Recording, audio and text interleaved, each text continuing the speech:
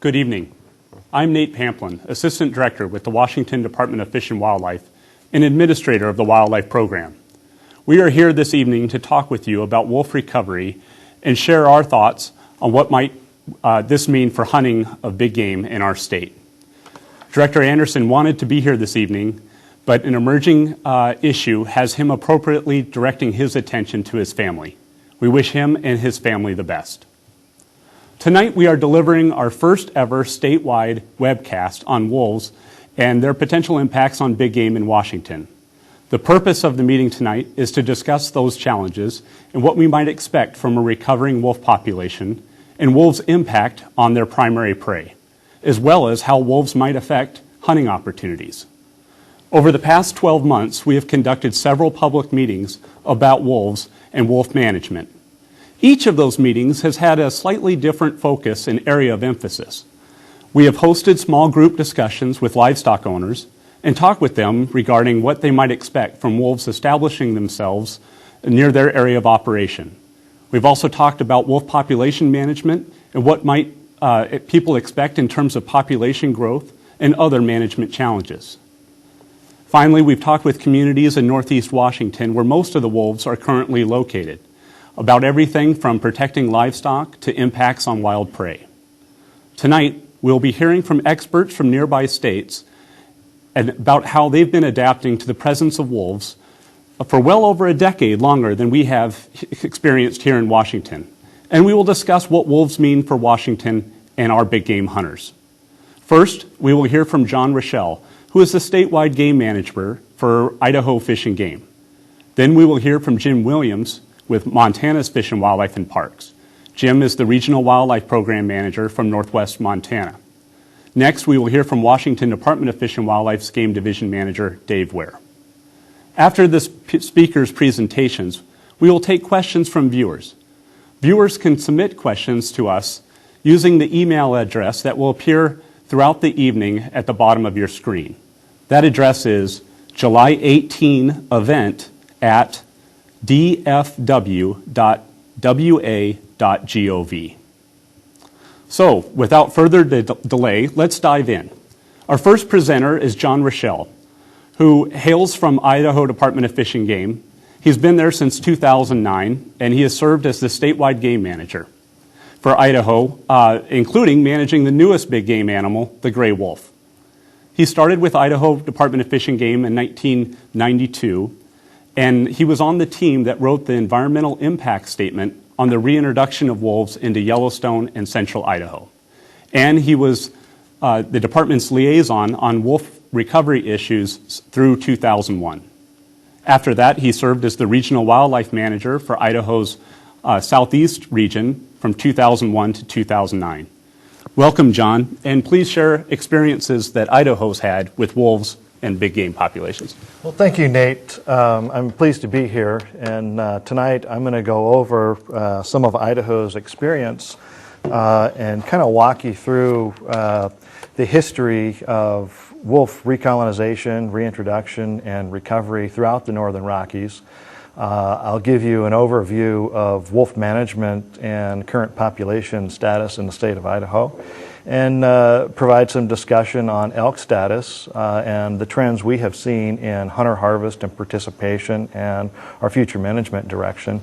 And then finally, I will try to offer some insights based on the Idaho experience from how hunters have needed to adapt their observations and suggestions for improving their experience and success while hunting elk in wolf country. So I'll try to move through relatively quickly what in some cases was a long and painful history leading up to wolf recovery in the Northern Rockies. Of course, wolves were listed as endangered species under the Endangered Species Act in 1976, which required the Fish and Wildlife Service to develop a recovery plan.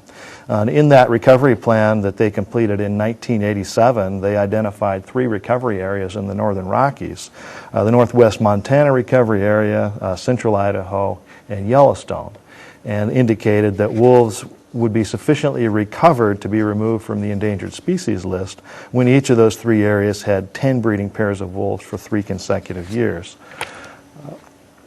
So the plan was completed in 1987. It specified that wolves would be allowed to recolonize northwest Montana naturally from wolves moving south from southwestern British Columbia. And at that time, in the mid-'80s, they had already seen reoccupation of the area around Glacier National Park. The recommendation was made to continue to watch natural recolonization and migration into central Idaho for 5 years after the completion of the plan. And if it appeared that it was not progressing naturally, that alternative conservation measures would be considered. And of course, in 1987, they had already come to the conclusion that in order to restore a wolf population in Yellowstone, it would probably require a physical translocation.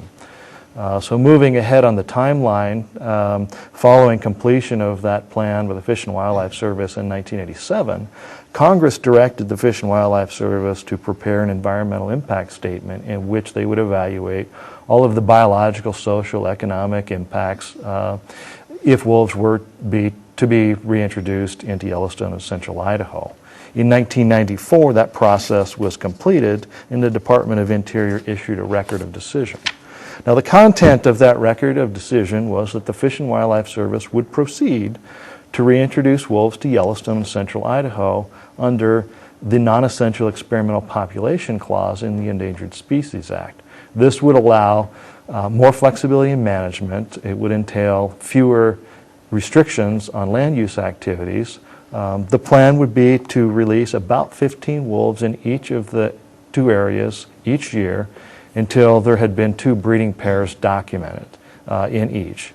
The Fish and Wildlife Service committed to be very responsive to depredations on livestock and allowed livestock operators to legally kill wolves if they were caught in the act of depredating, something that would not have been allowed ordinarily under full protections of the Endangered Species Act.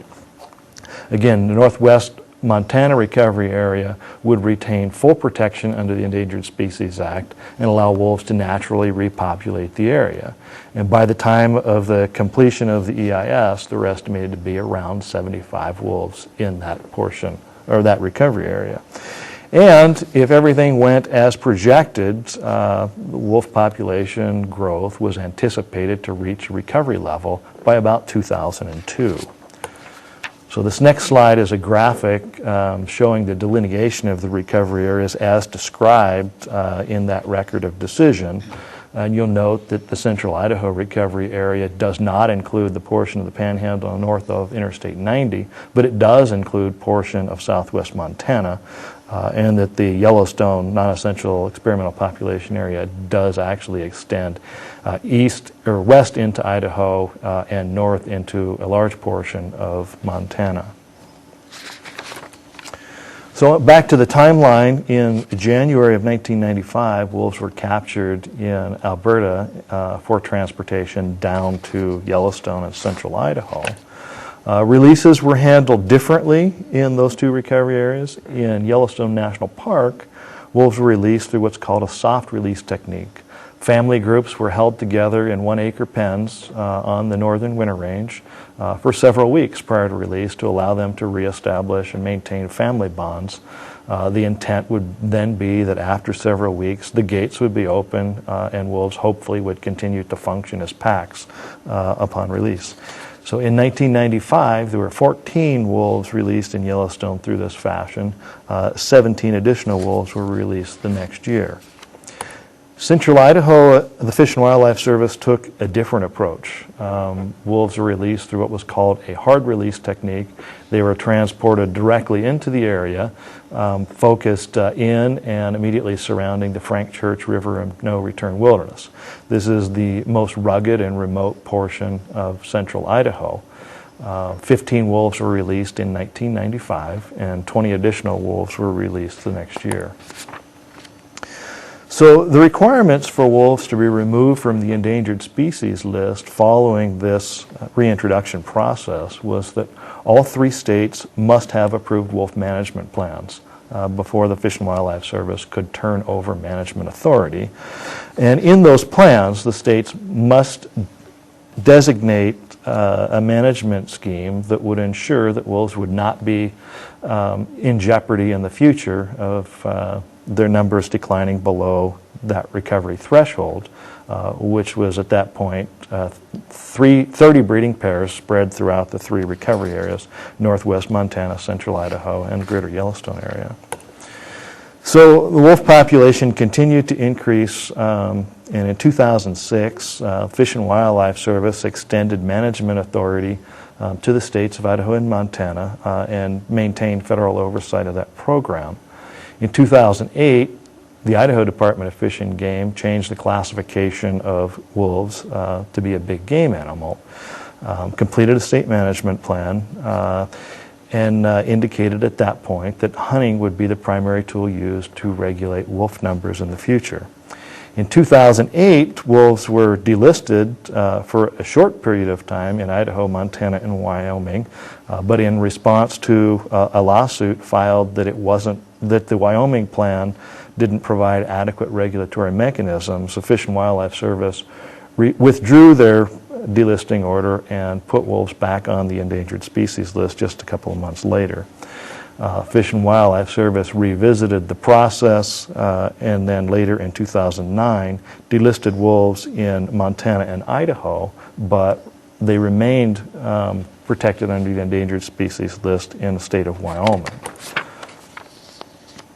In 2009, Idaho and Montana both held their first wolf hunting seasons, but in 2010, the federal judge issued a ruling on a lawsuit filed questioning the legality of splitting Wyoming out of the distinct population segment in the Northern Rockies.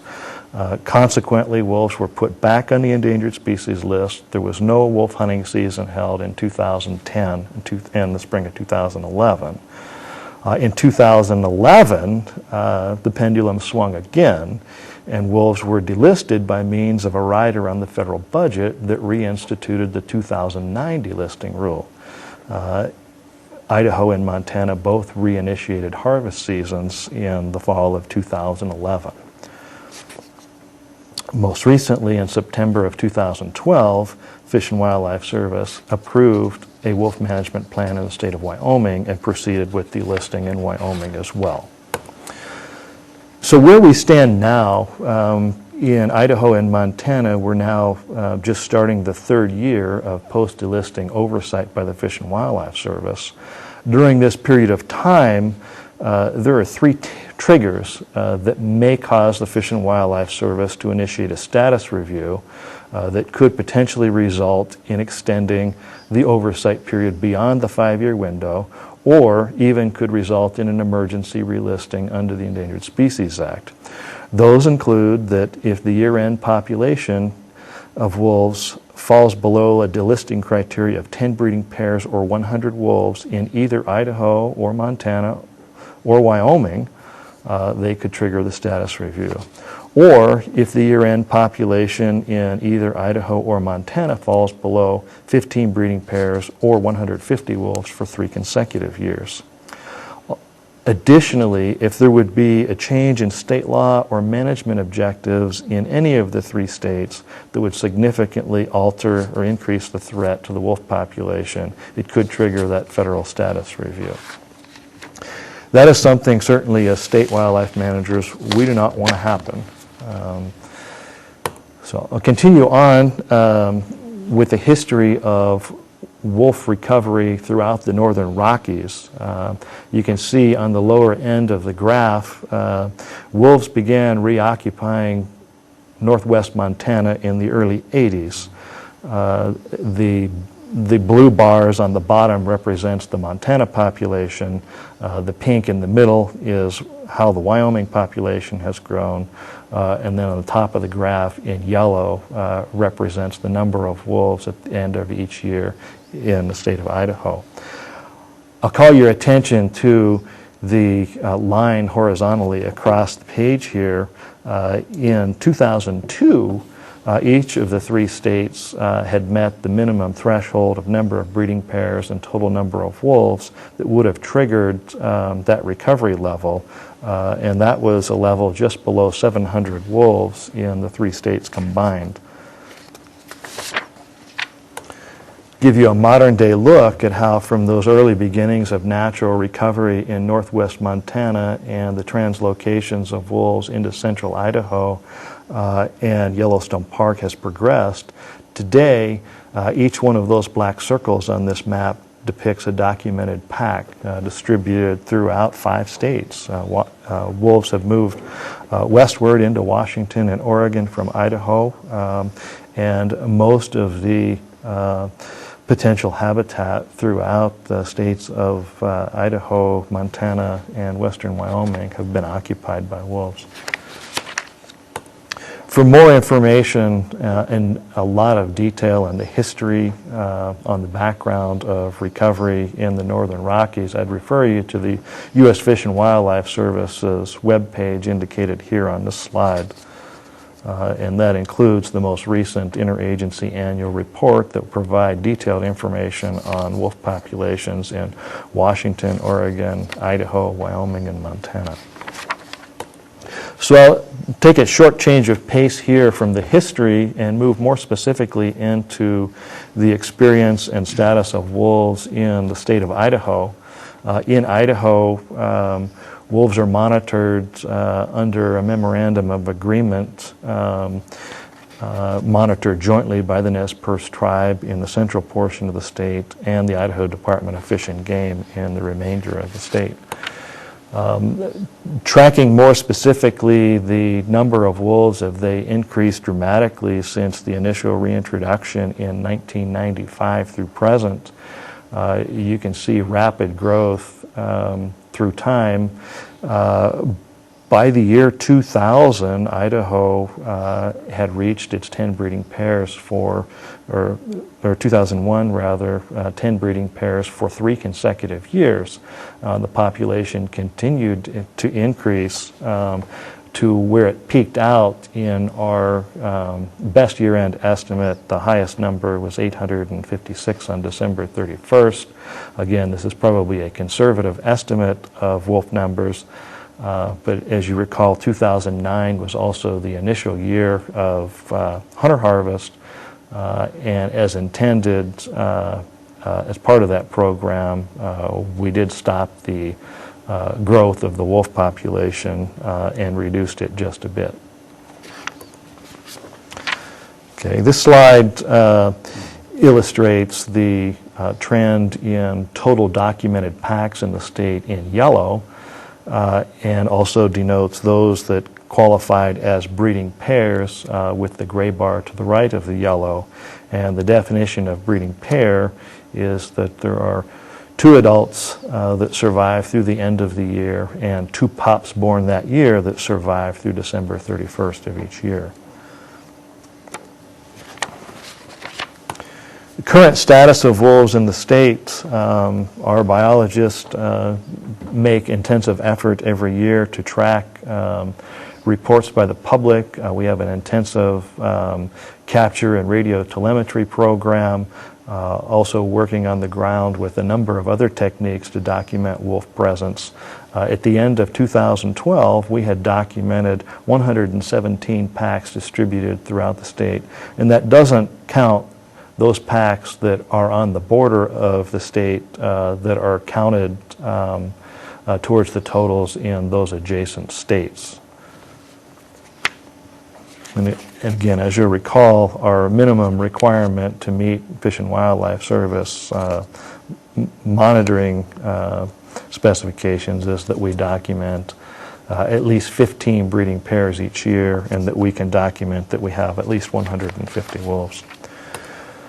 So the Fish and Game Commission's goals for wolf management on Idaho is to focus on managing wolves to reduce conflicts, and conflicts in a variety of ways. Of course, our priority is to maintain state management authority, keep wolves off the endangered species list, and so we must maintain those 15 breeding pairs and document that we have at least 150 wolves each year.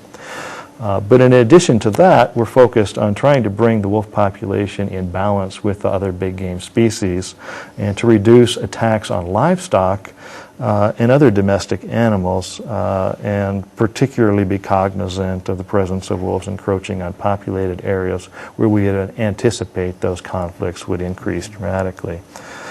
So again, we'll focus on those areas where the conflicts with people, livestock, domestic animal, and also big game animals are the greatest. So we've had a number of hunting seasons behind us at this point. We have increased hunter opportunity incrementally based on our experience in the prior years. And during the 2012 hunting seasons, hunters in 7 of our 13 wolf management zones in the state could purchase up to 5 wolf hunting tags. In the remaining zones, they could purchase up to 2 wolf hunting tags that year. Additionally, trappers who completed a mandatory trapper education program for wolves could purchase an additional 5 wolf trapping tags in 6 of the zones per trapping season. And in the remaining zones that had trapping seasons, a trapper could have 3 tags. And then in addition, again, based on our experience of wolf vulnerability to both hunting and trapping, our agency has implemented some control actions to address wolf impacts where we're below objectives on elk. So kind of give you an overview of our harvest experience the last couple of years. This last season, 2012-2013 season, hunters and trappers harvested 314 wolves, which was about 17% fewer than the prior year, although the number of tags sold to both hunters and trappers remained relatively stable. In 2012, we sold over 35,000 wolf hunting tags and 473 wolf trapping tags, which resulted in approximately $433,000 generated from tag sales. To give you a comparison, our seasons ran the last day of August through the end of March in most of the state. Some of our more remote areas where we've seen greater impacts of wolf predation on elk population, the season extended through the end of June. And so this figure gives a comparison of the 2 years' harvest. Hunting harvest is represented in the yellow bars and the trapping portion in red. You'll note that trapping comprised about 1/3 of the harvest in 2011-2012 season and almost 40% of the harvest in 2012-2013. Also go over quickly here our history with livestock depredations in the state. The number of depredations of wolves on cattle and particularly sheep seem to track quite well with the increased numbers of wolves throughout time. You see again, following our 2009 hunting season, we had a pretty significant reduction in the number of sheep killed by wolves, and that continued through 2011 as well. However, during this last year, we did see a number of very large sheep depredations that kicked that number back up. It'll be interesting to see here in the future as we proceed what happens with depredations, but we are anticipating through our intensive management, both through harvest seasons and working with USDA Wildlife Services to respond to wolf depredations on livestock, that those depredations will continue to increase as we move forward with reducing the wolf population in the state. Let's see if I can go back here. Set the back button. Going backwards.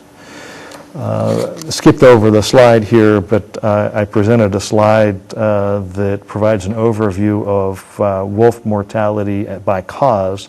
And as you can see, once we introduced harvest, made up the greatest portion of the annual wolf mortality. Prior to that, it was controlled removal by USDA Wildlife Services.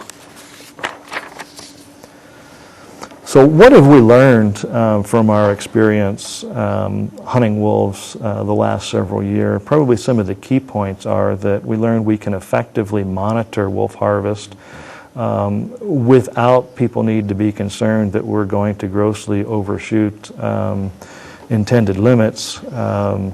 Wolves proved to be very difficult for people to harvest. In fact, when we look at tag sales, it's less than 2% of individuals with a wolf tag that actually take a wolf.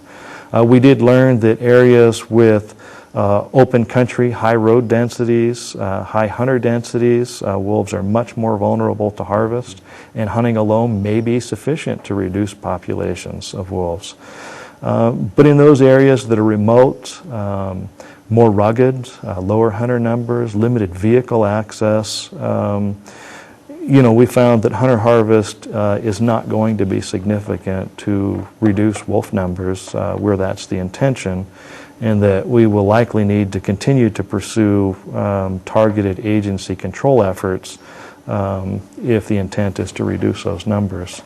We also learned that trapping can be an extremely effective tool to provide additional harvest that hunting alone is not succeeding in. And then finally, we did learn that in the absence of wolf harvest in prior years, wolf numbers continued to grow quite steadily despite a very aggressive response on part of our agency and USDA Wildlife Services to wolf depredation on livestock. So from there, I'm going to transition in to discuss the current status of elk in the state and what we have experienced over the years. Current population counts through this last winter's big game surveys would put our statewide estimate of elk at approximately 107,000 compared to the peak estimate in approximately 1997 of about 125,000 elk throughout the state. And again, this matches very closely with the arrival of wolves. Wolves showed up in Idaho about the time elk were peaking. It is not an indication that all of this change in elk numbers is the result of wolves, but we'll talk in some more detail about some areas where it clearly has affected elk numbers. We have most definitely seen significant declines in many of our backcountry units, and I'll provide a graphic of that here shortly. But we have seen elk increase in other areas, most typically areas around the periphery of the state where we believe we have lower predation rates. We also have some interface with agriculture in portions of those areas. But elk are doing very well, in fact have been expanding into some new areas in portions of the state. Overview of our status. We set a number of different objectives for our elk herds, including total numbers, but most closely we watched the total cow population as an indication of whether those populations are growing or in decline.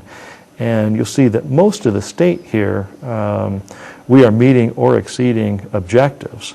Unfortunately, in the central core of the state, in what was historically our most popular and most productive elk hunting areas, designated in dark blue here, we have not been meeting objectives, and this is where we have seen our greatest declines. Again, there are several factors involved, but we do have a considerable amount of data that suggests an influence of wolf predation, in some cases in leading those reductions, but in other cases reductions caused by other factors the amount of wolf predation is holding those populations at lower levels than they had been at historically. The other objectives we have are for total bull numbers for each of our elk management zones. So this is something of particular interest to hunters who come to Idaho and resident hunters as well. And as you can see here, again, those areas that are most impacted are traditionally most popular core of the state, designated in blue. We have 9.5 of our zones are not meeting our bull objectives, but again, most of the state, that designated in green or light blue, we have been meeting or exceeding objectives. So in the central portion of the state, we have 5 elk management zones that are not meeting objectives for cow elk. They all have moderate to high wolf densities. Those include our Lolo, Selway, Middle Fork, Sawtooth, and Smoky Mountain zones. And we have seen populations of elk in those zones decline from an estimated 33,500 to in the neighborhood of 17,000, which represents about a 48% decline in those populations since the mid-1990s. In 5 of those zones, we've had to cut back significantly on the number of tags that we offered to hunters to try to stop those reductions and turn those populations around. And so we offer 52% less tags than we did in the mid-1990s. Additionally, since 1998, we've established quotas on hunter numbers in 10 of 29 elk management zones. So this is one of the painful stories. Again, not all of it the result of elk or the result of wolf predation, but combined factors, and certainly the presence of wolves has a whole lot to do with people's concerns about whether they want to come to Idaho, whether they're going to continue to pursue hunting in these backcountry areas, and it's something we've struggled to turn around. But we've had a decline of over 11,000 elk tags in these units since 2008, which represents an annual loss in income to the agency of approximately $2 million.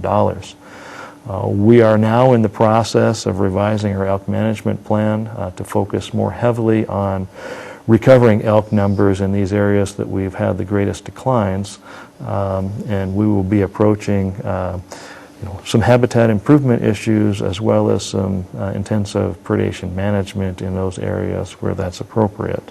And we anticipate releasing a draft on our website here next month. Moving on a little bit on what we've seen in our history of elk harvest, today in Idaho we are harvesting about the same number of elk we did 30, 40 years ago, but we've had significant declines from what we saw in the late 80s and early 1990s. Again, if you look, if you compare success rates, though, for our general season over-the-counter tags, hunters that pursue elk in those units, about 18% of those have been successful. Our limited entry hunts, a little bit more successful by design, 41% of those hunters are successful. But overall, elk hunters in Idaho, about 22% of hunters are successful at taking an elk. Take a look, we've talked about the decline in tag sales. Here's another view. Not all hunters who purchase a tag go every year, but through survey information we can make an estimate of the number of hunters who actually pursued elk in the field. You can see the same reduction reflected in the blue bar graph, which if you track along the left-hand margin, you'll see we peaked out exceeding 100,000 elk hunters in 1995, and currently we have fewer than 80,000 hunters who've gone to the field annually. But if there's any bright news in the picture, we've also seen increase in hunter success rates. Those hunters who go to the field to pursue elk have been more successful, increasingly more successful over the last 5 years since success rates bottomed out in about 2008. So just a little bit more here. I know one thing that has been of very great concern to the public and has been widely publicized. I'll give you a short overview of a case study of our Lolo elk management zone in north central Idaho. In the late 80s, we estimated that population to be approaching 16,000 elk in those 2 game management units. By design, we began harvesting antlerless elk pretty intensively to start to reduce that population because of concerns of the number of elk in respect to the available habitat. So we were starting to move that population in a slightly downward direction when we experienced a catastrophic winter in 1996 and 1997, where estimates are that we lost nearly half of that elk herd in an event that had never been experienced, at least at that level of severity in the past. We anticipated following that winter, because we had many fewer elk with respect to available habitat, that we would soon see a quick positive turnaround in that population and our elk numbers would begin to increase again. That didn't happen, and as a result of that, we began doing some intensive research to determine, why elk were continuing to decline. Were the cows not getting pregnant? Were the calves not being born? Were they not surviving the year? Was there an increase in adult mortality that the amount of reproduction was not compensating for? And through some intense investigations, we learned that the adult cow elk survival was relatively high and normal. But what we learned when we followed up with that was that calf survival was quite low. And when we began to look at the specific cause of that calf survival in the early 2000s, we learned that black bear predation was the leading factor causing those calves to die, and as a result, we were not seeing enough reproduction to offset the natural, but yet relatively high level of mortality in adults. We responded as an agency by trying to enhance our black bear harvest throughout the area. We offered second tags for bear hunters, and we also dramatically reduced the price of non-resident black bear tags in the area. We were effectively able to increase black bear harvest. We doubled it, in fact, for a couple of years, and we began to see a positive influence of that reduction in predation by increased calf survival, and the population appeared to be in condition that it was going to begin to increase. Unfortunately, as we continued to monitor, we learned that that wasn't happening. If you remember the graphs of wolf population growth, you happen to notice that, we were starting to reach relatively high density of wolves now. And by about the 2005-2006 period, we had seen wolves overtake all other sources of mortality in calf elk, and we transitioned into a more intensive monitoring effort of both wolves and elk to learn, what is driving the system.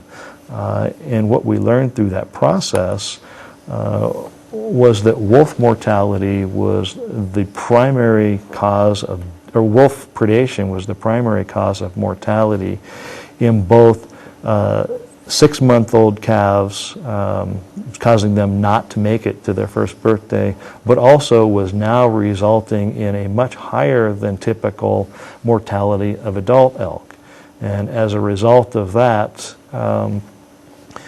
we were seeing the elk population continue to decline at a rate of 11 to 15% annually. At this point in time, we were suffering from the frustration of a continued increase in the wolf population, but yet still remained under the protections of the Endangered Species Act, and we did not have the tools to allow us to try to reduce wolf numbers to provide some relief of elk predation and turn that elk population around. So now we're in a state we're trying to recover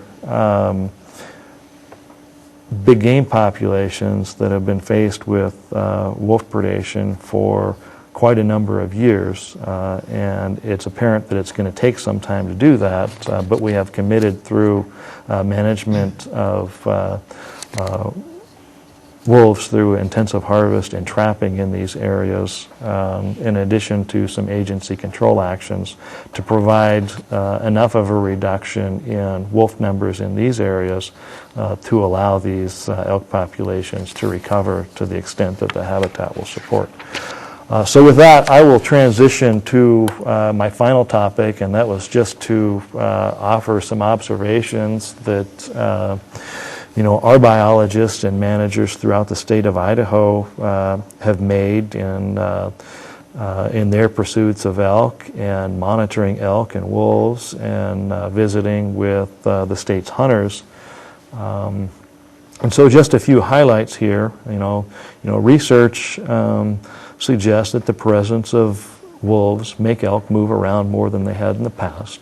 And you can expect that, you're not going to find elk holding tight the way that you had in the past, as wolves move into Washington. And you're probably not going to find them in the morning the same place you watch them bed down in the evening. Another lesson to take advantage of is we all know that wolves are very, very good at finding elk. And so what I encourage folks to do is to consider that if you're finding fresh elk sign and you're finding wolf sign, don't be discouraged. Don't let it ruin your hunt. You might be very close to elk. On the other hand, if you're not seeing elk sign in an area that you've hunted for many, many years, it would probably be to your advantage to go find the elk. They might not be in the same spot that they had been in the past. We definitely have seen some changes in elk distribution because of wolves. Interesting anecdotal observation from archers as well. We have our archers, bow hunters routinely report that they're not hearing bulls bugle as much as they had in the past, particularly mature bulls. We don't always know if that's because of the presence of wolves. Wolves certainly can find elk whether they're bugling or not, or whether it's because of the pressure of other archers bugling. But regardless, the advice is the same. If you're in and around elk and you're not hearing bulls bugle back to your bugle, just stay alert. They may be there, just more cautious than they have in the past. A couple more items, maintain a positive attitude. I know I've talked to a lot of hunters who have showed up in Idaho, ride around in the truck or set off on foot, and right away they see wolf sign and they come to the conclusion that, hey, there's wolf tracks here. It's not worth hunting anymore here. There can't be any elk left, and they have a miserable time. They leave. They don't hunt as hard as they would have otherwise. In much of the state of Idaho today, we have wolves, and if there are wolves there are probably elk. On the other hand, if you're hunting in a place without wolves, you might be hunting a place that there aren't any elk for them to eat. So give that some consideration. The other observation we have seen, and we've certainly heard it from talking to folks, that some people enjoy hunting more now that there's less other hunters out there, and we have seen some increases in hunter success. So you may see that as an advantage. Also, we have zones that are below objectives that we hear hunters coming out with positive experiences. There are still elk there. They're still producing good hunting opportunities for those that hunt hard, hunt smart, or just happen to be lucky. Again, I would encourage you, if you're interested in trying a new place to hunt, we do have elk tags available over the counter in a lot of the state. We do have staff throughout the state who'd be happy to help you out and offer some advice on where you might try. And additionally, if you're coming hunting for elk, buy a wolf tag. In Idaho, the price for non-residents is only $31.75, and I know that has created some additional opportunity and excitement in hunters who otherwise wouldn't have that opportunity. Finally, just a couple of more suggestions. We've seen some recent research coming out of Montana that suggests that pressure from hunters probably does more to influence elk behavior and movements than the presence of wolves. But again, either way, if you're not finding elk where you are, look for them in that denser cover, more rugged topography, the kind of escape terrain that you would expect elk to look for if they were being pursued either by hunters or by wolves. And finally, feel free to give us a call or send an email for advice.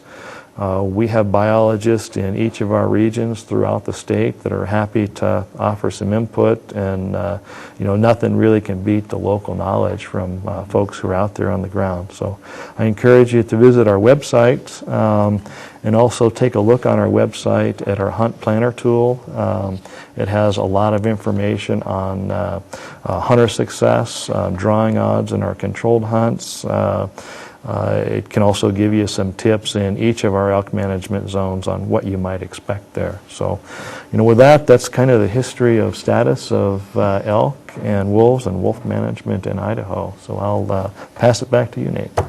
Well, John, that was a great overview. Thank you. On to our next presenter.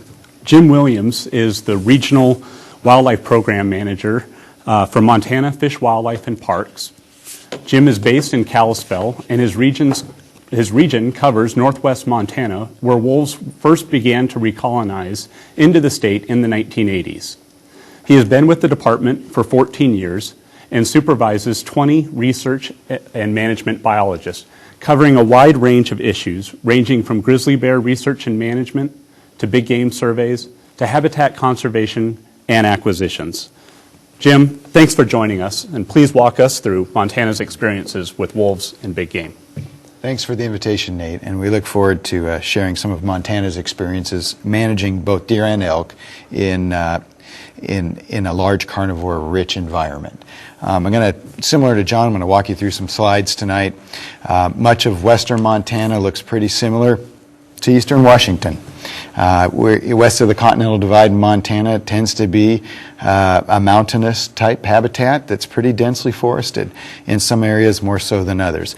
Because of that, we do most of our big game surveys from the air, and we primarily use a helicopter in the mountainous environments to be able to get our calf ratios, our fawn adult ratios on an annual basis. No difference for elk. We fly elk herds, we fly mule deer herds. Whitetails, it's a little bit different, and keep in mind, in northwest Montana and probably northern Idaho and a good portion of northeast Washington, it's primarily a whitetail deer system. In terms of density and meat on the hoof, in terms of a wolf or a puma's perspective, it's a whitetail system. We actually cannot count whitetails from the air. It's pretty difficult, so we do ground classification routes, and we look for fawn adult ratios.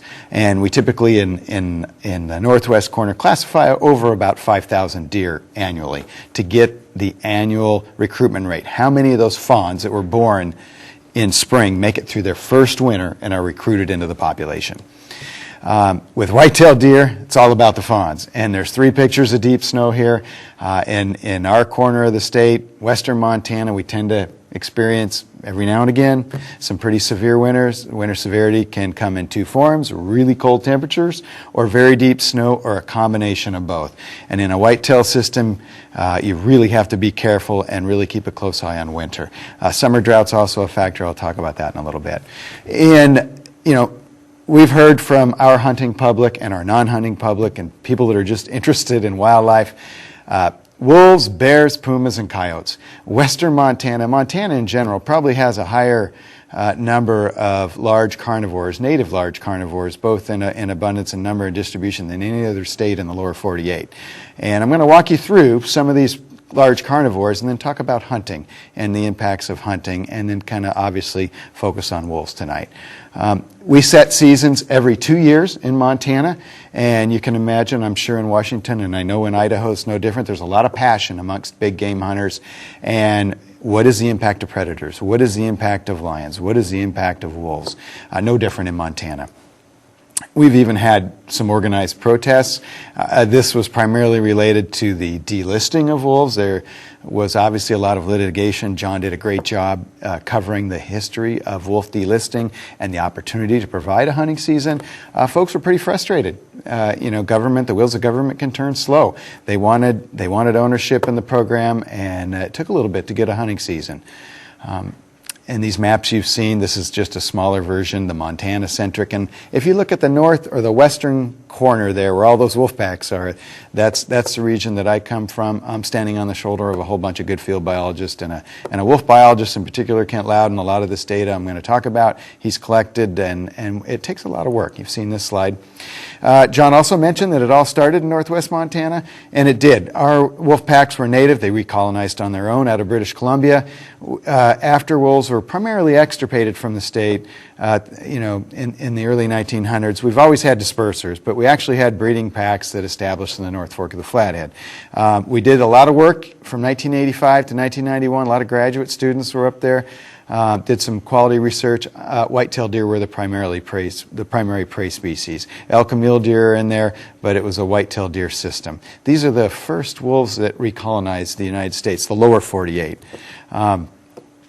When you look at what were the primary predators or the primary mortality sources in the North Fork of the Flathead with those native packs before they were released in Yellowstone and Idaho, obviously cougars, wolves, and hunting and bears were the biggie. And you have winter, there's a whole bunch, there's disease and some other factors. But cougars and wolves are the big predators on deer, and not too different with wolves, or with elk either.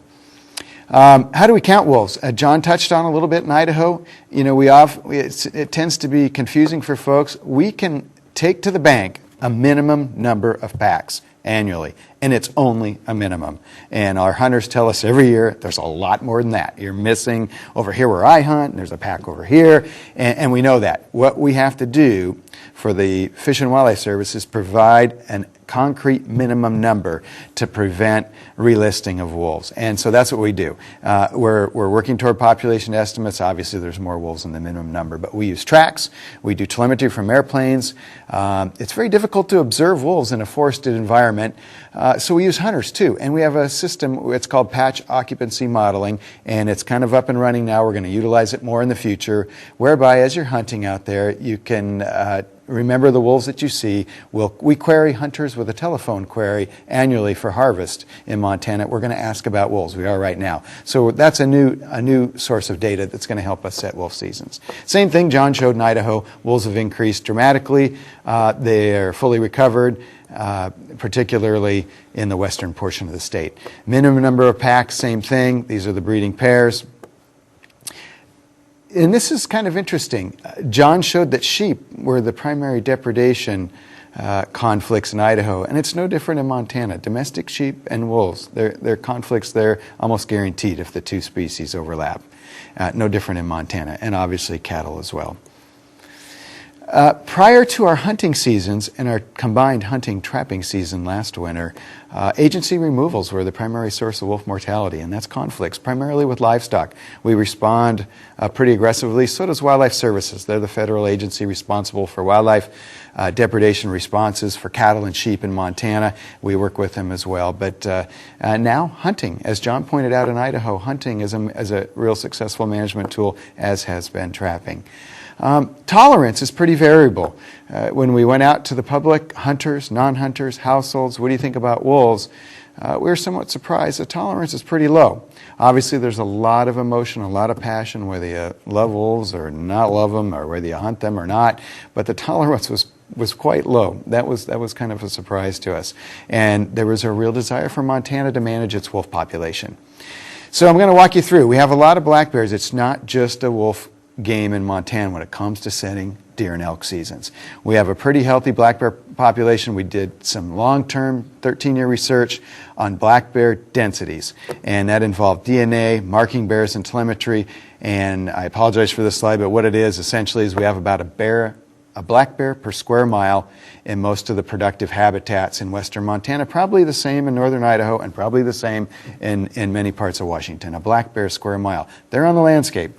In addition, in Montana, we have a recovered population functionally of grizzly bears in the northern Continental Divide and in the Yellowstone system.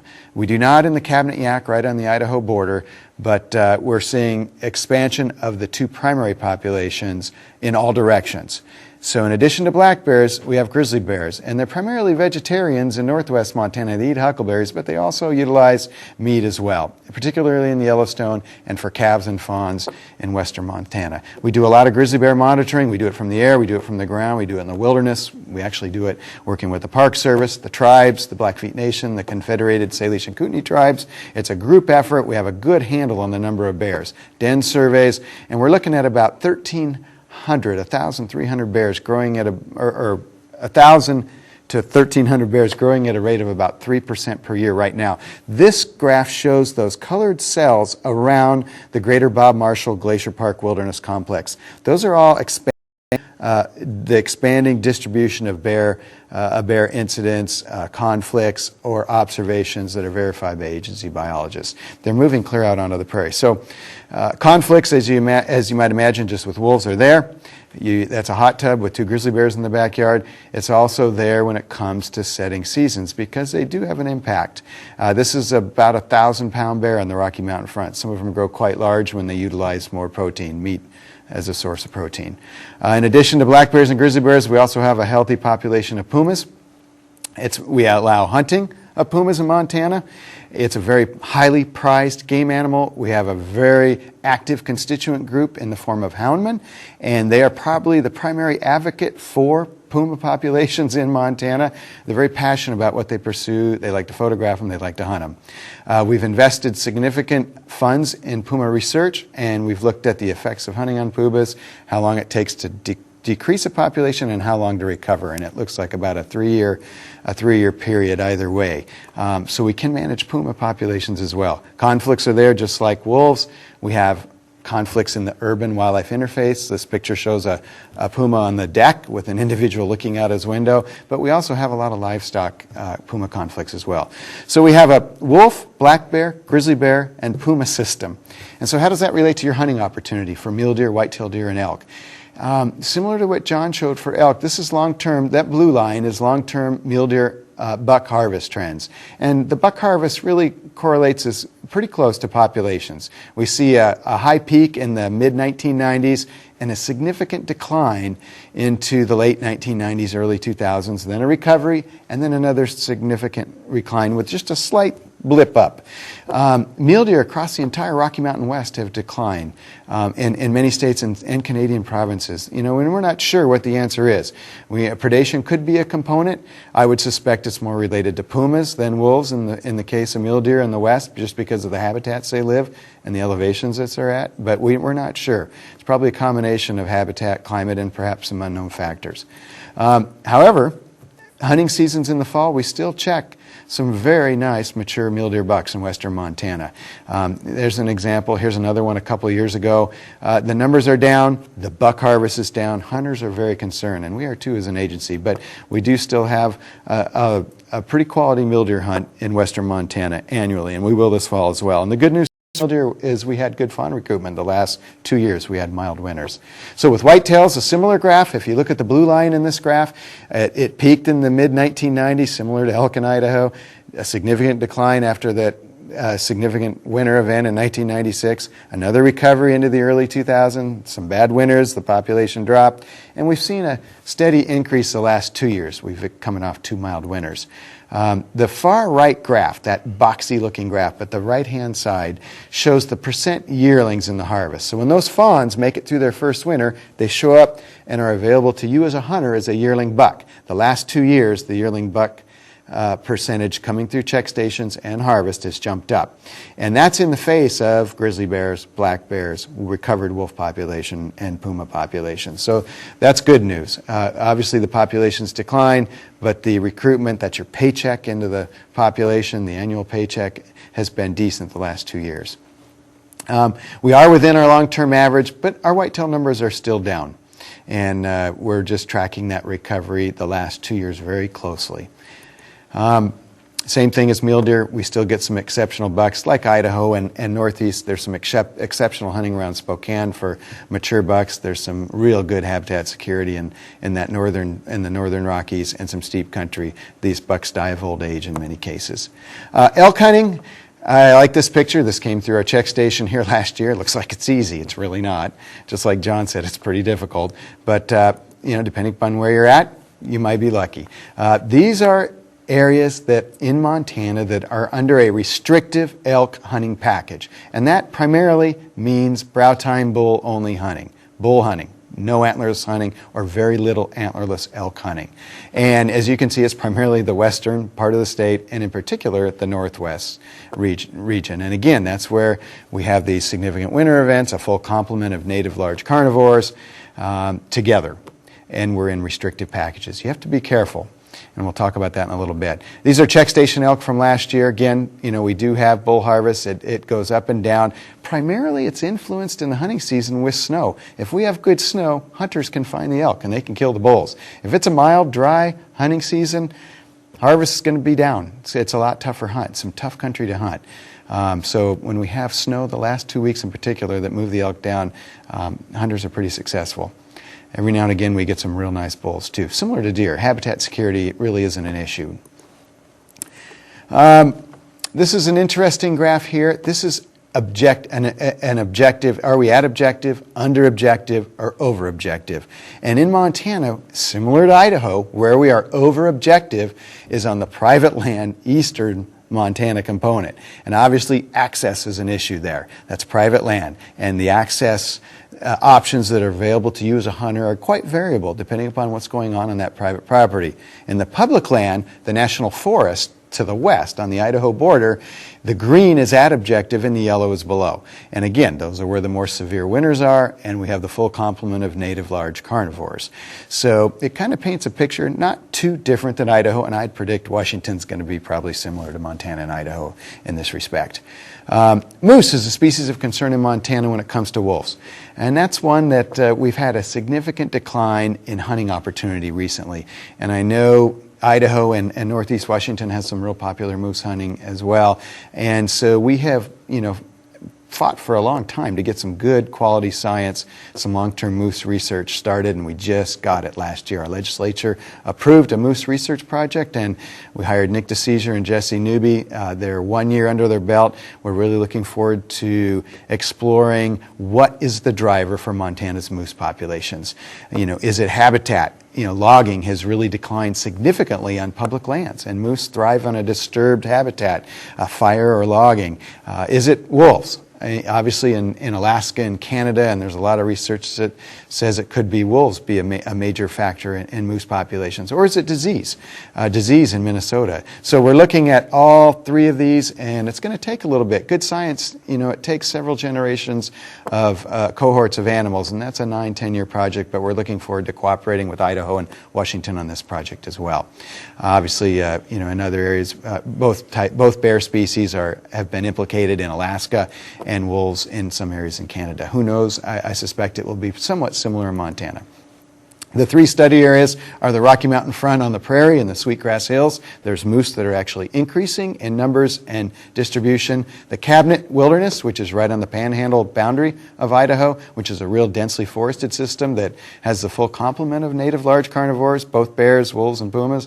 And the Big Hole, which is about a 6,000-foot valley near Dillon, Montana. Very high, very, very riparian, willow-dominated private ranch lands. So we're pretty excited about that project. Wolves and elk. I'm going to use an example right over the mountain range from Idaho that John talked about in the low Lochsaw, where there were some significant concerns for wolf predation on elk. We have the Bitterroot Valley in Montana, and not too different. Not too dissimilar from Idaho. The objective, statewide, we're above objective. Again, you saw the distribution. It's primarily on private land. And those are the pink areas. But in the Bitterroot, same thing that John mentioned in Idaho, the calf ratios, the number of calves per 100 cows observed in our winter and spring flights, has significantly declined. And hunters obviously picked up on it. Our check stations picked up on it. Wolves recovered. It was a perfect storm, really. We had some legislation that required us to manage populations below objective or at, and that Bitterroot population was there. So we liberalized hunting seasons. The wolf population increased. The lion population increased. Bear predation was there. We had some severe winters. It was a perfect storm. So the Bitterroot population plummeted, and it spurred a lot of interest both within the agency and outside the agency, and we had a real collective of hunting groups ranging from Safari Club, Elk Foundation, local rod and gun clubs that put together funding of some Bitterroot research. Here's the minimum elk count for wolves. Obviously, it's increased, not too different than the rest of the state. But what's different, what we found out, is everyone was pointing their finger at wolves, and again, it's a complex system in Montana. And it is in Idaho and Washington as well. It was lion or puma predation was the primary, at least so far, has been the primary cause of calf mortality in that Bitterroot elk herd. We all thought it was wolves. Bears are probably a factor, winter's a factor, habitat's a factor too. The research team is looking at pregnancy rates and habitat in the forested parts of the Bitterroot versus the bunch grass, the real nutritious areas for elk. But pumas, mountain lions, were the factor. And I want to take a moment, too, in the northern Yellowstone in Montana, we looked at elk, and the Park Service had some intensive research. There, the first 2 weeks of an elk calf's life, all the elk that were marked, the calves, grizzly bears were the primary predators. So you have grizzly bears being implicated in the northern Yellowstone, pumas in the Bitterroot, wolves in places in Idaho, black bears in Canada. It's a real complex system when you have on today's landscapes with these recovered population of carnivores. Here we go. These are the adult cows. Amazingly, adult white-tailed deer does, cow elk, they're built to last. It really, they have an uncanny knack to survive. What we're looking at here is fawns and calves. Just to give you an idea how complex the system is, wolves kill pumas and pumas kill wolves. We also have pumas that starve. There's a lot of interplay between large carnivore species, independent of hunting, independent of weather. And some of these pictures, obviously the one is in Idaho there where a puma killed a wolf. We've had instances where houndsmen show us pictures all the time of wolves killing pumas.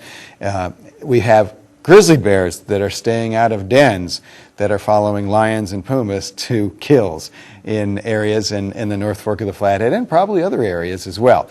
The ecology is pretty complex when you have your native suite of carnivores. So this graph I really like, this figure, hunters, lions, wolves, bears, winter severity, everything weighs in on elk and deer too, and setting seasons and your hunting opportunity for deer and elk. It's a complex system, just another graph that looks at all the huntable species, the habitat issues, and the predators.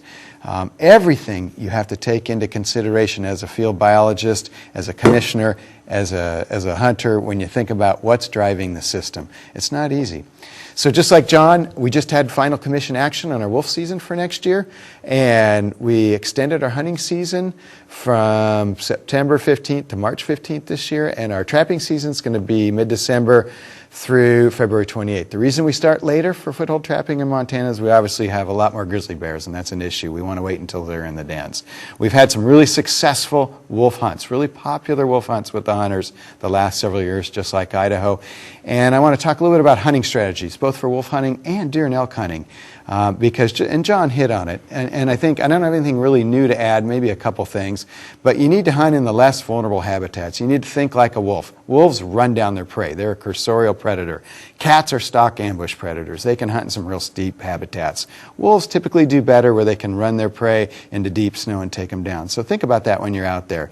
You know, where would you be if you were an elk? And just like John hinted in Montana, we've done extensive research, lots of graduate students and agency researchers and universities on how elk move around in the hunting season relative to wolves and relative to hunters. And yes, just like John said, they are more sensitive to hunters during the hunting season than the presence of wolves. And what that means is we've seen large elk herds that will just camp right in with wolf packs. They're avoiding hunters and vehicles and human traffic more than the wolf packs or the native carnivores. So think about that when you're in the woods too. Try and get away from other hunters. You know, closed gated roads are a great option. And but they're not going to leave the landscape just because there are wolves there, and we've learned that with the radio collars.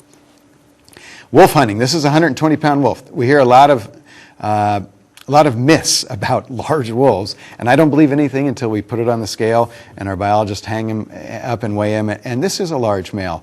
You need to think about that when you're hunting wolves. Hunters are having a lot of fun. How are you going to get it out of the woods?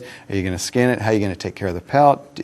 They're a prized trophy now. A lot of folks are using and mounting them just like they would a bighorn sheep or a mountain goat. They're really partners in wolf population management. Wolves are very difficult to hunt, like John said.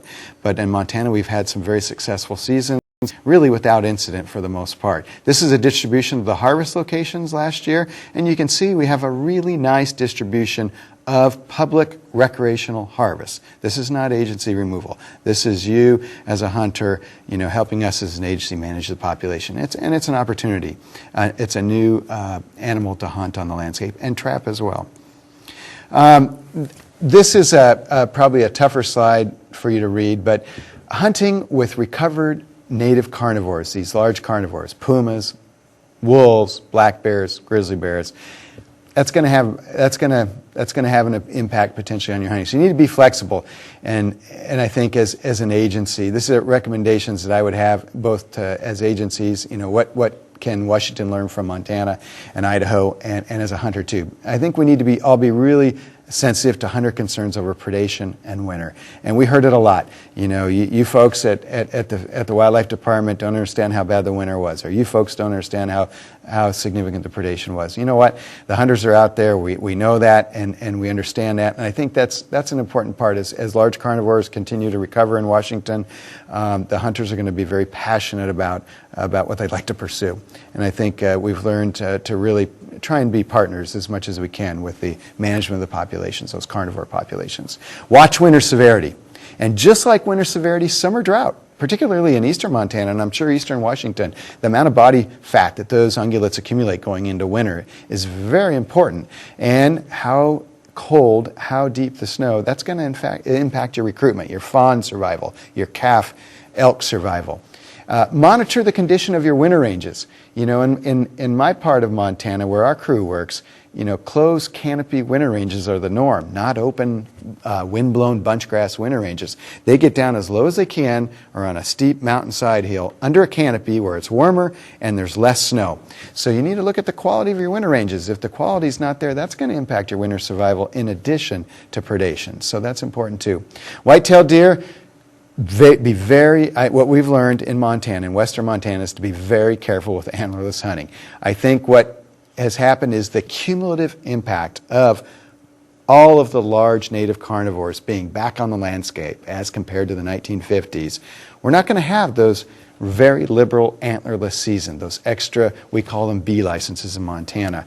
And that's a big deal to a lot of hunters. That was meat in the freezers. We still have some very good buck hunting, we have some very good bull hunting, and we have some limited antlerless opportunity, particularly on private land. But on public lands and corporate timberlands where everyone can access you have to be very careful what we've learned in Montana with antlerless harvest. And you're looking at probably buck-only seasons for the most part. Same thing with mule deer. Mule deer are different. We don't have the answers. There's been west-wide population declines. We're pretty much buck-only. Very careful with antlerless mule deer harvest to protect those breeding does. A lot different than 10, 15 years ago. Elk, same thing. We have brow tine bull hunting in pretty much all of western Montana now. We do have antlerless hunting opportunity for elk. Elk are interesting, depending upon, as John mentioned, there's a diverse suite of habitats in the northern Rockies, and where the habitats are more conducive probably to elk evading wolf predation, elk are going to be fine. Where elk are more vulnerable to wolf predation, they're either going to move or the populations are really going to decline. So we've learned to be very careful with antlerless elk hunting as well. And the exception being on private land. Obviously there's landowner tolerance there that weighs in. As a rancher or a farmer, we're going to be a lot more aggressive there. But on public lands, where everyone can go, we're pretty careful, we're pretty cautious with antlerless harvest now. Moose. We just made the switch to antler bull only in all of western Montana. Again, we're concerned about wolf predation, yes, and probably bear predation. We're going to learn from that research project. But it's bull hunting only now. So that would be something I'd offer up to look at too down the road. Research is key. Good data is key. There's a lot of rumors that go around about bears, lions, and wolves. I think relying on the university and agency staff and good, sound, quality data has really helped us, and I think it'll move everyone into the future as well. Last, this is a cartoon that shows these wolves waiting in a car, and obviously they've hit a few elk already. It's an elk crossing sign. And what I wanted to share here, and it's no different than in Idaho, and I'm sure you've realized in Washington with your biologist now, there's a lot of other passengers in that car. There's the other large carnivores. There's even mid-sized carnivores like coyotes and bobcats. There's snow, summer drought, winter severity, everything we've talked about. So it's a complex system, and to set hunting seasons in the face of that requires a lot of patience on both ends and a lot of work and a lot of good data. But it can be done. We have some quality hunting, just like Idaho. We still do. There's changes, you bet. But we're looking forward to a fun hunting season this fall after 2 good years of recruitment in western Montana. I can't emphasize snow enough. That bighorn ram is walking, not laying down. We've learned some hard lessons with winter severity and having 2 liberal seasons out on the regulations on the books. So we're really careful now. So I'll turn it back to Nate. That's a little bit on Montana's experience with these large carnivores. Jim, that was a great interview. Thank you. Our next presenter is Dave Ware. Dave is the Game Division Manager with the Washington Department of Fish and Wildlife. Dave has been with the department for 33 years in a variety of field and headquarters positions. For the past 16 years, Dave has served as the Game Division Manager and has been the policy lead for implementing the Wolf Conservation and Management Plan since January of 2012. Dave, please share what you have seen so far with wolf recovery and big game population status in Washington. Thank you, Nate, and that was a great overview from my compatriots in the other states. Things are a little bit different in Washington right now. We are not quite as far along as Idaho and Montana in terms of wolf recovery, but I do think that we've been listening carefully to lots of your advice in the past, and we'll continue to do that in the future.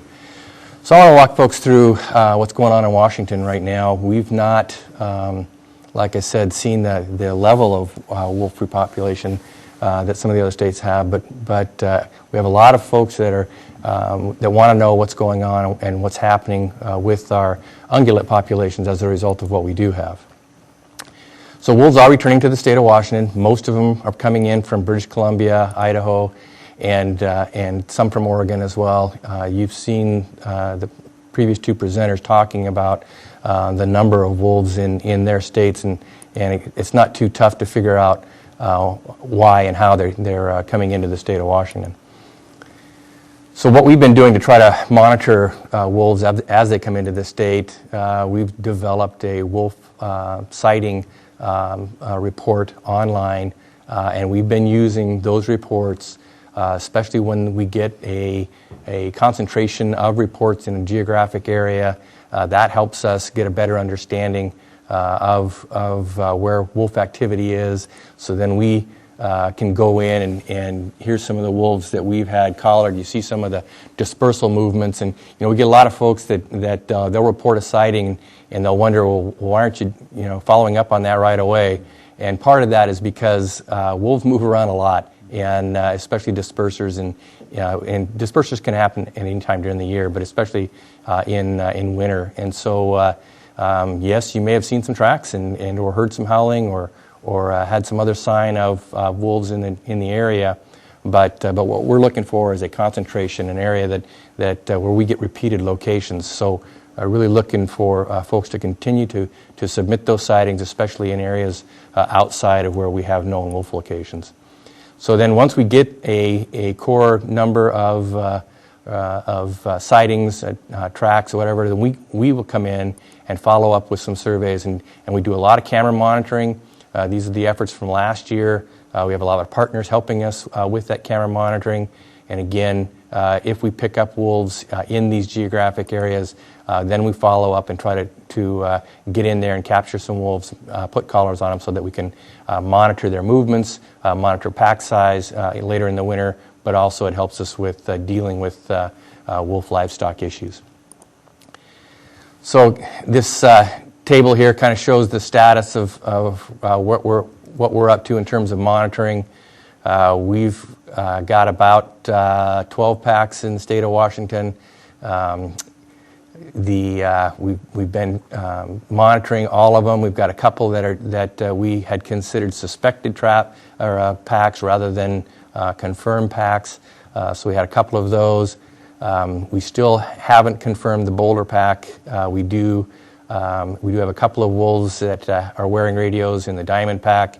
The Spokane tribe was successful at trapping wolves in the Huckleberry pack this spring.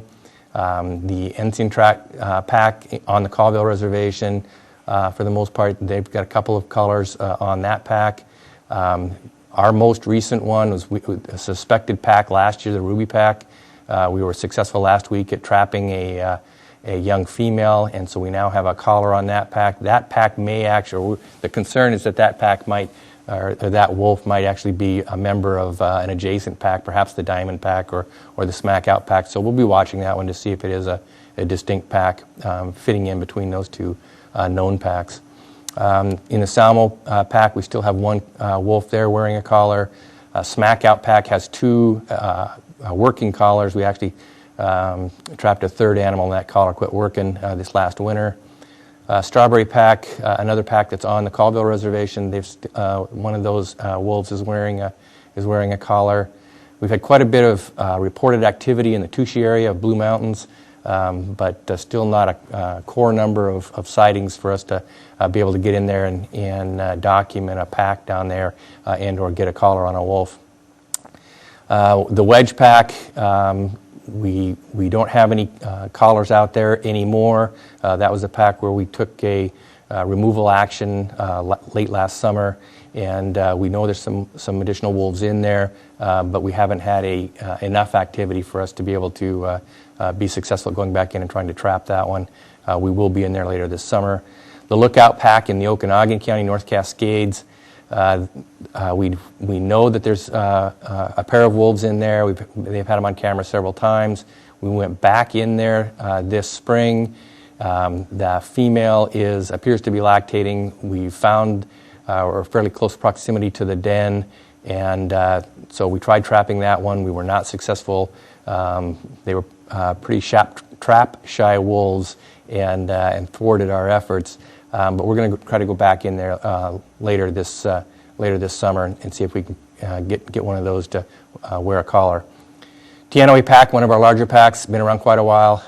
We do have two wolves wearing collars there, and then we have the Hosamine trap, which is actually on the border of Washington and British Columbia, and they den in British Columbia, and we've routinely pick up tracks and have picked them up on cameras a couple of times, but no collars there. So we do the same winter breeding surveys that the other two speakers talked about. In the state of Washington, we have wolves are federally listed in the western two-thirds. That's represented there with the Northern Cascades Recovery Zone and the Southern Cascades Recovery Zone. They're delisted in the eastern third. That's the Eastern Washington Recovery Zone. But we also have a state endangered species law, and within the state of Washington, for recovery within the state, we're looking at 15 successful breeding pairs for 3 consecutive years that are equally distributed, for a minimum of 4 breeding pairs in each of the recovery zones, and 3 that can be scattered in any of the recovery zones, 3 breeding pairs. Or if we hit 18 successful breeding pairs in a year, we can delist. But again, has to be equally distributed, as I spoke before, among the 3 recovery zones. So I was saying that Washington's fairly new in the wolf recovery, and this is an example. Back in December of 2011, we had 5 confirmed packs, 3 of those in northeast Washington and 2 scattered in the North Cascades. But last year, that's when we ended up with 11 packs, 9 confirmed. Most of those were concentrated in northeast Washington, again 2 in the North Cascades. And so remember this time frame, because later in the presentation I'm going to go into some more detail on what we're seeing in terms of ungulate harvest, at least in those same geographic areas.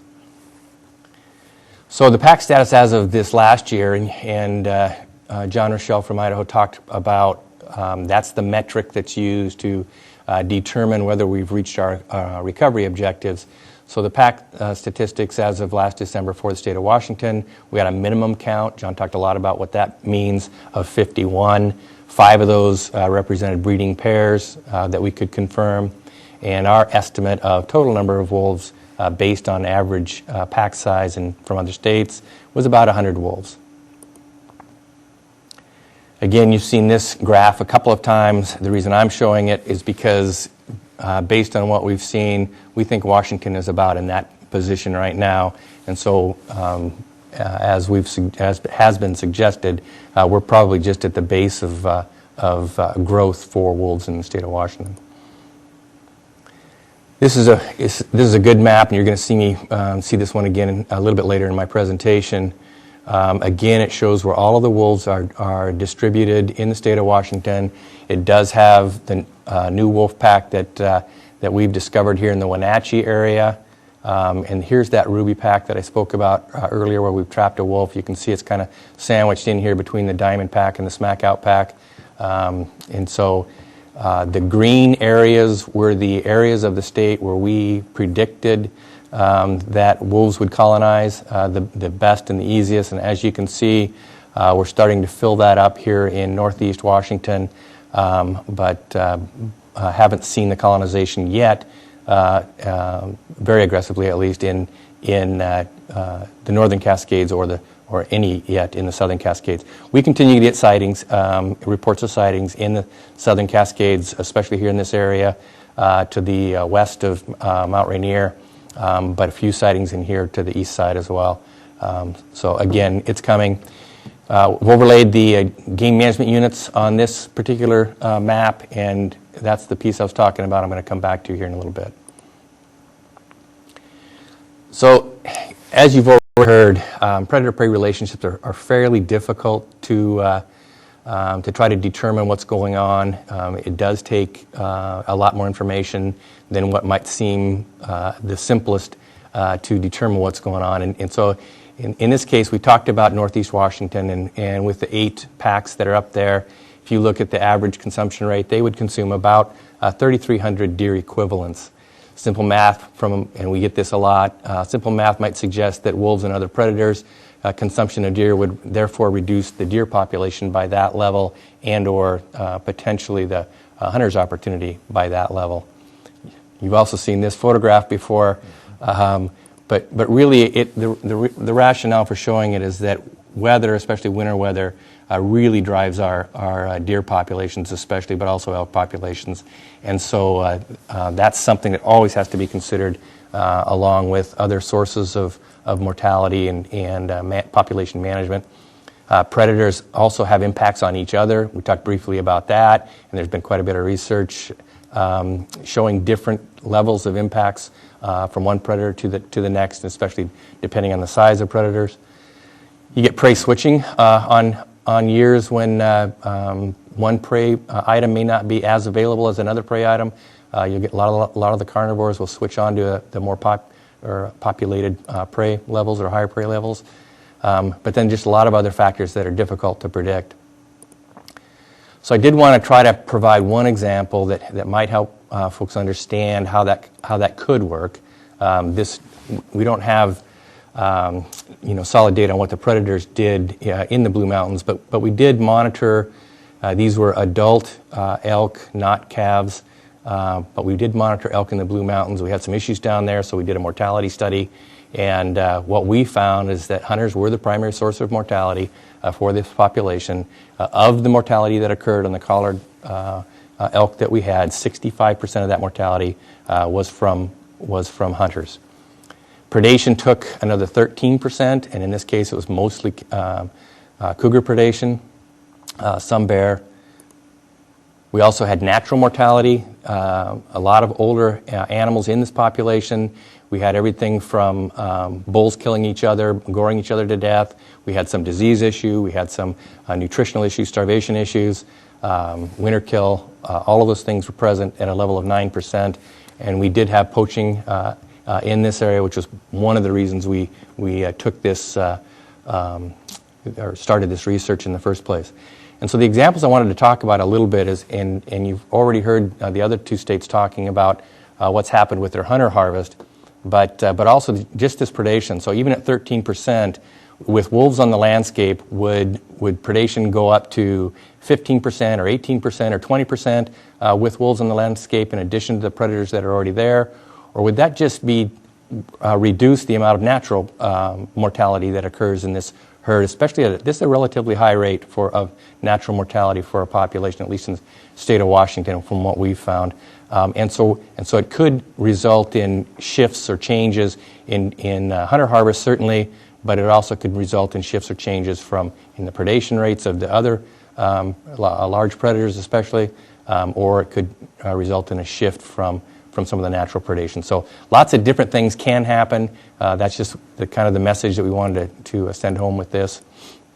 We have lots of questions that are unanswered at this point, and that's really how will the wolf population levels affect other predator levels and the number of prey that they might otherwise kill? Does predation mortality add to or compensate for overall mortality caused by all of the factors, whether it's lack of forage, disease, severe weather, vehicle collisions, legal harvest, poaching, or other things? And then the key is just, as was talked about earlier, that you really need to find out what is the cause of the population decline. I mean, we've heard a lot about, well, you know what it is, it's wolves because they're the latest predator on the landscape, so it's going to have to be wolves. And yet the experiences from some of the other states is, well, maybe not. So the bottom line, again, is we really won't know the impact and what the cause is until we do the research. And so we haven't done research on a couple of things, but I think there are a couple of things we can anticipate. We do have ample prey populations to support wolf populations well beyond our recovery objectives of 15 breeding pairs. I think the impacts that most of the other states saw, and I think they talked briefly about them, really occurred well after recovery had been achieved, or recovery objectives had been achieved. And there will be cases where wolves are going to cause a reduction in local prey populations. They're going to have some impacts. But we did build management options into our wolf plan for both of these scenarios. And the way that we did that was by creating what we called at-risk ungulate populations that would allow the state, even when wolves are still listed, to go in and deal with predation that was resulting in developing an at-risk ungulate population. So the definition of at-risk was any listed ungulate population, whether it's federally or state listed. So in the state of Washington, that would be woodland caribou and Columbian white-tailed deer. But also any ungulate population that falls 25% below its population objective for 2 consecutive years. That's considered an at-risk ungulate population. And thirdly, there's a lot of cases where we don't collect or aren't able to collect population estimates. And so if the hunter harvest decreases 25% below the 10-year average for 2 consecutive years, we would also consider that an at-risk population. It's important to remember, so a lot of folks ask us, well, what's a population objective? How do you set that? Well, those are set oftentimes in consideration of what we think are the environmental constraints, but also social tolerance is a huge, huge factor in helping us set population objectives. And it doesn't matter what the species, whether it's deer, elk, cougar, or wolves. And because of the multitude of things that constrain prey populations, it's difficult to predict where wolves might be a primary or even an important factor in prey population reductions. So how do we try to determine that? You've already heard how the other states do it. We do it the same way. In some cases, we have population objectives, and we try to monitor what's going on with population estimates or indices, surveys, composition counts, but also harvest trends. That's a big one. So if we do detect a change and we classify a ungulate population as at risk, so what do? Typically, we try to find out, well, what's going on? What are the clues? Have there been some things like excessive antlerless harvest or long-term antlerless harvest in a population? Have we seen some severe weather events? Have we had big fires or disease outbreaks? But then there's also some not so obvious causes or potential causes for a decline, such as long-term drought, especially in some of the drier areas. But long-term drought affects forage, therefore affecting fawn survival, calf survival, and condition of the cows or calves or of the does, and so it can have tremendous impacts long-term on population recruitment. There could also be fairly significant habitat changes, and we've seen some long-term successional changes especially on public lands with reductions in timber harvest, and so the forage production has declined over time, and carrying capacity essentially of those deer and elk populations has just declined. But also we've seen some fairly significant habitat changes in recent times with major fires. And sometimes that just changes the vulnerability of these ungulate species could be vulnerability to hunters, could be vulnerability to predation, and or you heard Jim talk about vulnerability to severe winter events. So what do we see, or what can we see at times? And certainly a lot of times when we start to see a decline, there will be dead animals. We get reports from hunters and landowners both that they're seeing either severe winter kill or they're seeing the carcasses of animals that are dead. That can come from disease issues as well. But some of our best data is probably harvest data, and that can be total harvest. Has harvest declined from the perspective of bucks or bulls or antlerless animals, or did success rates decline? You heard John talk about success rates in Idaho quite a bit and how those can change dramatically over time. Or we also look at days per kill. Has that changed dramatically? Those are all indicators of what's going on with a declining population. But then also we can step up the number of surveys and data that we try to collect from the standing population, including just sex and age ratios potentially. So again, considering those clues, you would have to see what you can find in that local population or affecting that local population. You might compare that to other regions, other adjacent geographic areas, mortality rates, consider what's going on there. Like I said, conduct additional surveys. Are there subtle weather patterns that you might be able to pick up that could be causing that, or again, those habitat changes? Typically, the first thing that we do, and especially you saw, I used that example of the Blue Mountains where the mortality rates were mainly the result of hunting. So one of the first things we typically do is restrict harvest opportunities. And again, that depends on the objective. Is the issue that the total population is declining, then you're probably going to cut back on your antlerless opportunity. But if it's just male survival and you're not meeting your bull cow ratios or your buck doe ratios, you might cut back on that harvest. And in addition, almost always we step up the studies and the population monitoring and monitoring of harvest. If we don't see a change after restricting harvest, that's typically when we step it up and initiate a research project. And we've done that in several places around the state, and I'm going to touch on just a couple and some examples here in a second. Take us back to that map, again showing distribution around the state, highest density up here in northeast Washington. So if we were going to see some changes in ungulate populations, is that where we would see it? But also here in the Methow of the Okanagan, one of our better mule deer hunting areas, we do have one pack, but at least until this year, only 2 animals. And then here in the Clockham elk herd, where we've got 2 packs established now. This Wenatchee pack fairly new, but let's look at least what we've seen from a harvest perspective in those geographic areas. So here's white-tailed deer in northeast Washington, and the yellow bars are the number of deer harvested, and the red line is the number of deer hunters in that geographic area. Jim talked about what's going on in northwestern Montana. We did experience the same kinds of things. Here's that 2007, 2008 back-to-back tough winters for us in northeast Washington, caused some very significant declines. We backed off on antlerless harvest that drove hunter harvest down, and then here in 2011 we also went to a 4-point antlerless or 4-point buck restriction in 2 of our better management units up there, and so part of that was our reaction or our management response to that tough winter, and we finally saw an uptick in 2012.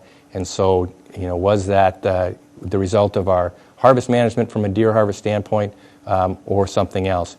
But if you remember the 2 charts I showed, what happened at the end of 2011 and then again 2012 in terms of wolf population or pack numbers, and this is the time frame when those wolves came on the scene in northeast Washington, and so not much of an impact that we can measure, at least through hunter harvest.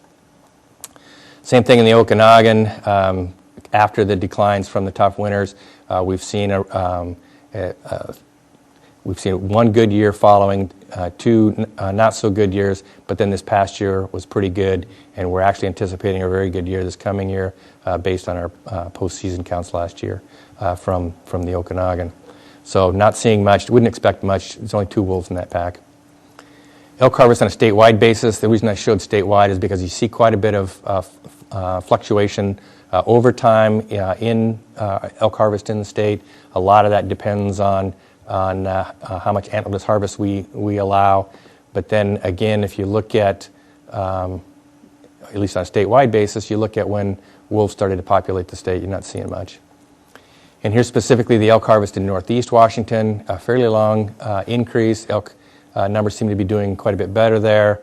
A lot of that we think is because changing habitats and increased timber harvest in many cases, but also quite a bit of understory burning being done by the Forest Service and creating better habitat, and so that population has been increasing over time. In recently, as of 2011, a lot of the western units, game management units here in this area, we decided to try to promote elk management a lot more than we had in the past as a response to the habitat changes up there. And so we curtailed some of the antlerless harvest. We had actually either sex seasons in some of those western units of the northeast Washington. And so we went to permit only there, and so that's the reduction you see there from 2011 to 2012.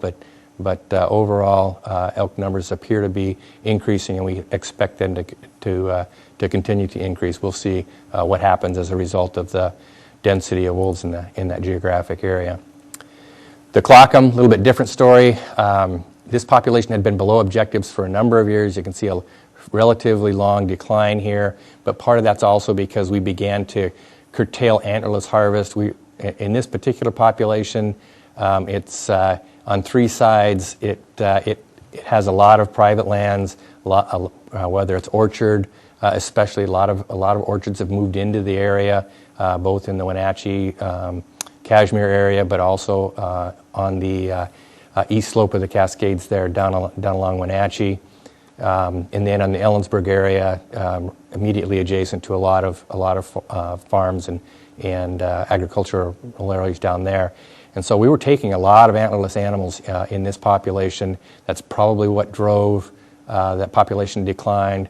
And so we got pretty aggressive there, working with landowners to try to turn that around, reduce the damage related harvest that we were doing. We also went to a true spike, what we call the true spike regulation in here, so that only animals that had a spike on both sides were lawful to harvest. So we drove that harvest down quite a bit. The good news is, and I don't have the population data here, but our population estimates, we now have a recovered population. It's back actually over objective. That population objective there was about 4,500 elk, and we're up almost 1,000 animals over that. And so we've started last year to expand antlerless harvest and expect that you'll see that again. And that's in spite of the Teanaway pack, which is right on top of this elk herd, at least one of the more significant game management units that is occupied by this elk herd. And again, not seeing a lot of impact, at least at this point, from that pack. A lot of folks ask about moose because of some of the experiences in other states. We haven't seen that. This represents the number of permits that are available on an annual basis, and we have reduced those permits a little bit. In Washington, it's mostly bull-only hunting anyway. We do have a few antlerless permits around Mount Spokane. There's aren't any wolves, or at least there's no known packs in that vicinity right now. So this was mostly our doing. But you still see this trajectory over time of expanding moose populations, expanding moose density, and expanding moose opportunity. So haven't seen much of an impact there yet. We also wanted to look at success rates to see what's going on there, and you do see a little bit of a blip here in 2011. The 2012 data isn't on here, but there's been good recovery in 2012 with as few permits as we have and as limited harvests as we have on moose.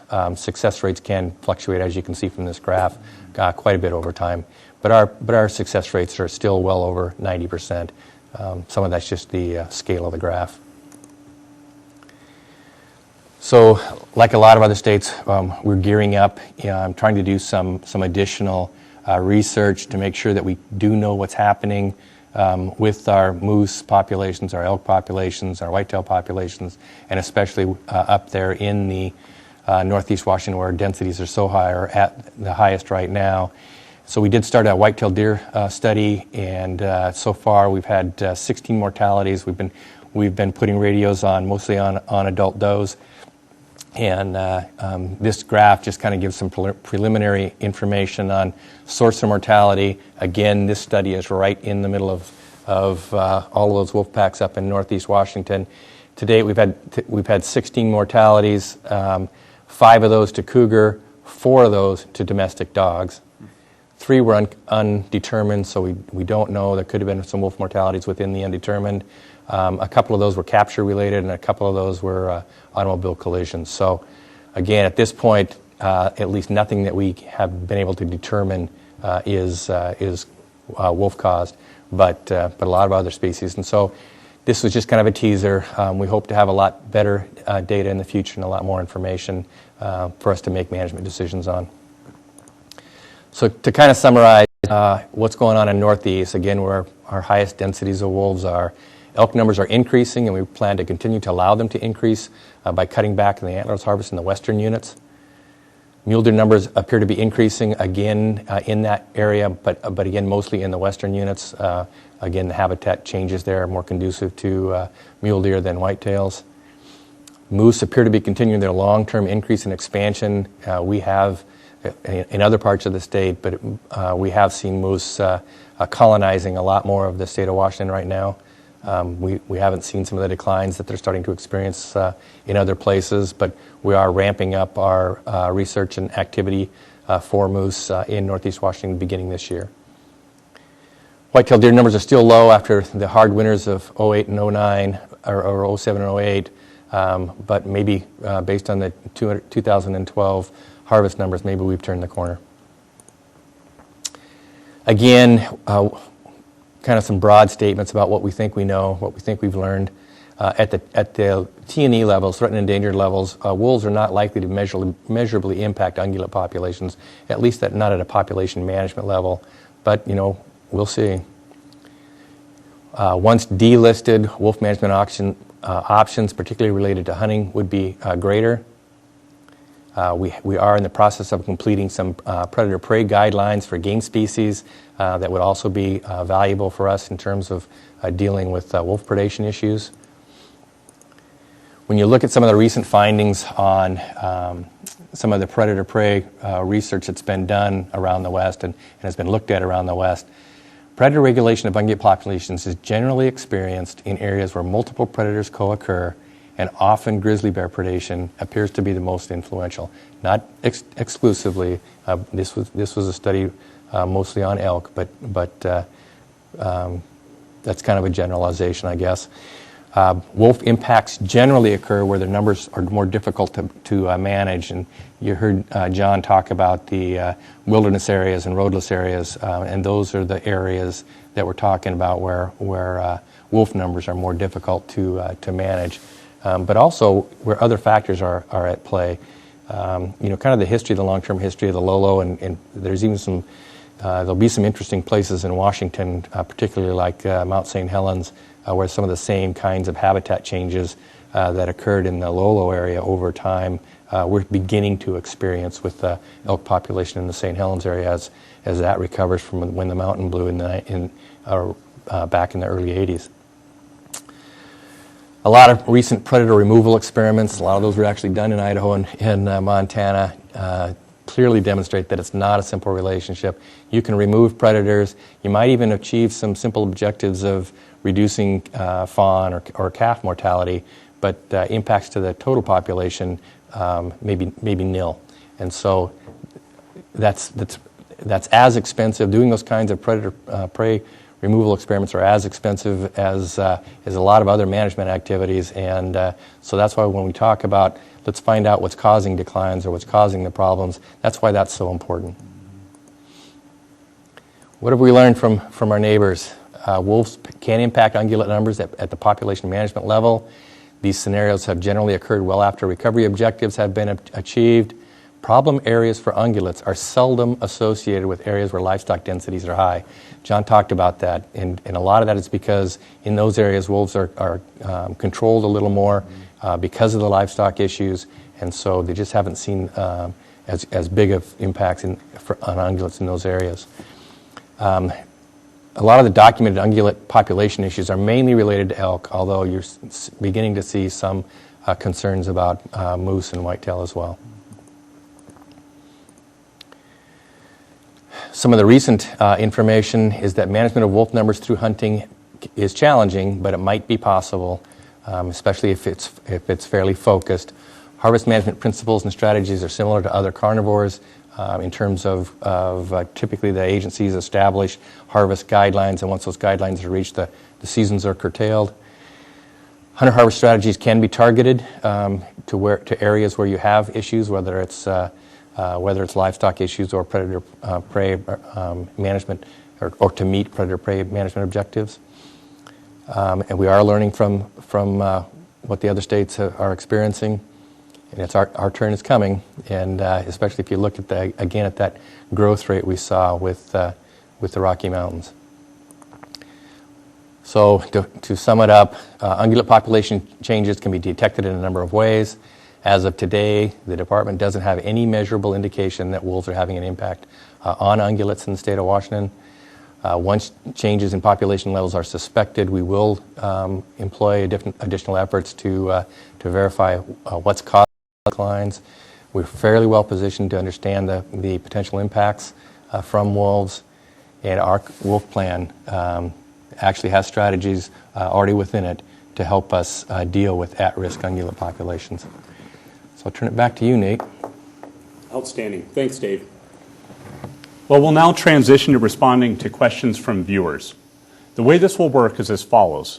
We have staff checking the inbox to the email account July 18 event at dfw.wa.gov and providing me with those questions. I'll do my best to paraphrase the question or a series of questions that we've received, and if we have many submissions that are following the same theme. Then I'll ask one of the panelists to respond. We know that we will not have time to answer everyone's questions. As of 8:10, we've received 95 questions. However, if you have general, and we're going to try to focus our questions and our responses on those that deal with wolf impacts on deer, elk, and moose. If you have general questions about wolves or wolf management in Washington, you can go to our website under Wolf Conservation and check out our responses to some frequently asked questions.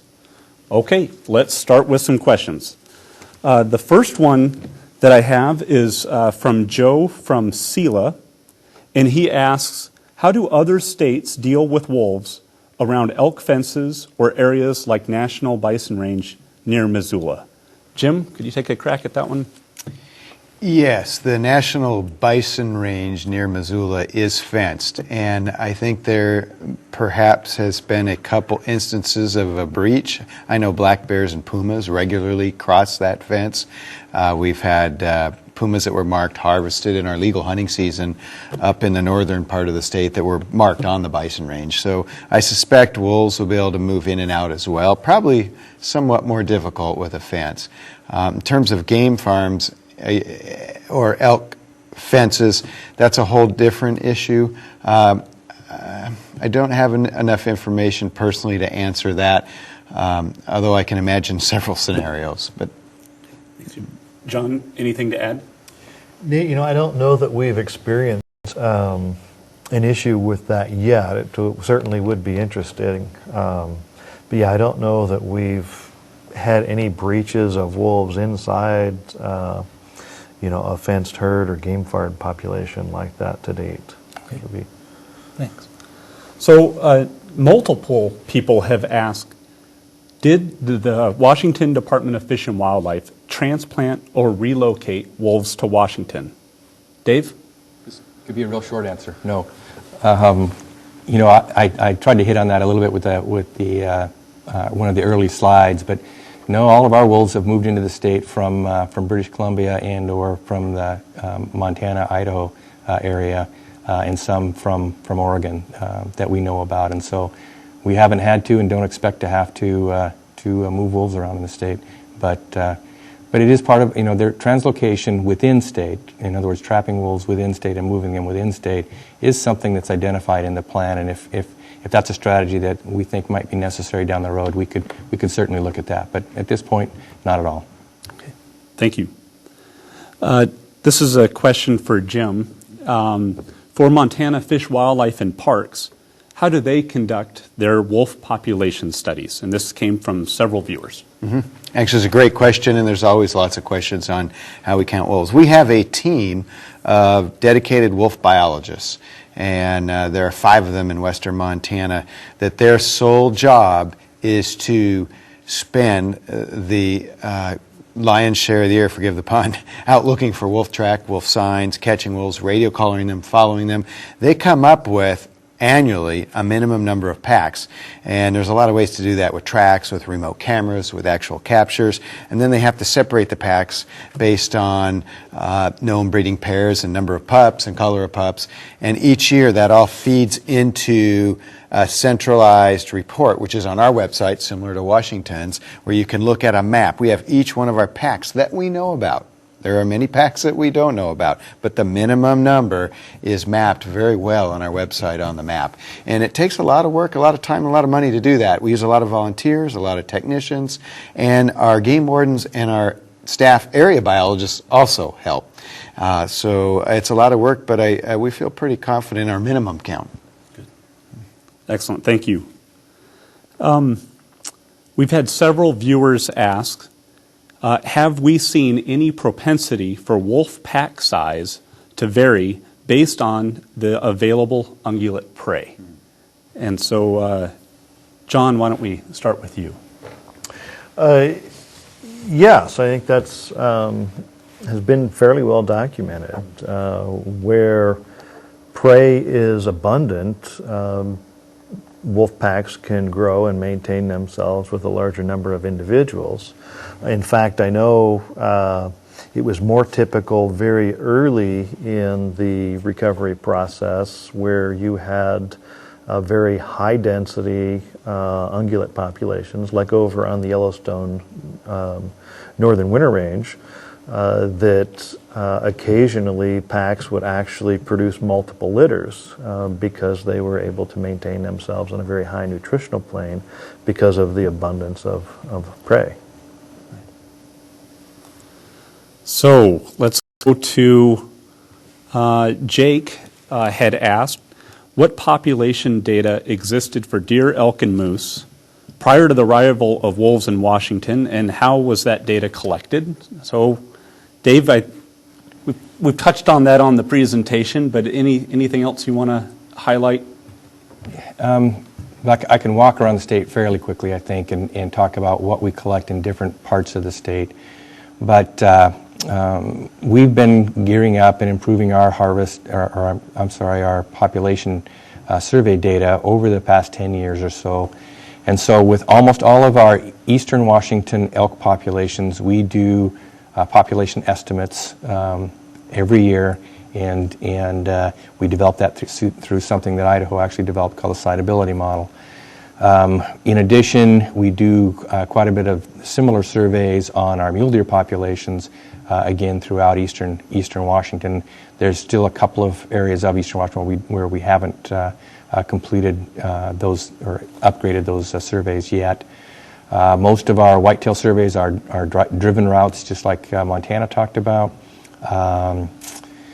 Black-tailed deer on the west side and elk on the west side are more difficult to monitor from the air, and so a lot of that is a lot of those, the way that we manage those populations is using models, and a lot of those models are basically use harvest data to estimate harvest proportions and therefore population sizes. And so we've done a little of that, but we're in the middle of a long-term research project that started 4 years ago to get a better handle on black-tailed deer in western Washington. We've also recently completed 2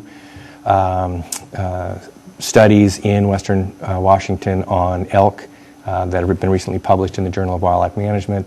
And so we're starting to get a better handle on populations across the state from that perspective. Certainly our harvest data is probably our best data. We do a combination of mandatory reporting. In addition, we do a follow-up telephone survey with that to get non-response bias. And so we feel like our harvest data is pretty solid and has been for a number of years. A question that was asked by several viewers, do you use outside wolf experts and scientists? Jim? Yeah, it's a good question. Absolutely. We really rely on in Montana in particular, the 2 universities, Montana State University and University of Montana. I know Dr. Mike Mitchell in particular, and the co-op leader at the University of Montana, has helped us with a new patch occupancy model where we utilize hunter sightings of wolves in certain cells to corroborate with the harvest data and our biological data. And primarily university scientists. We use graduate students as well when we can get those projects funded as well. Yes, so the answer is yes. John? Yes, most definitely the same here. We've worked with the same universities and colleagues at the University of Idaho as well, working on new methodologies to improve our wolf monitoring abilities.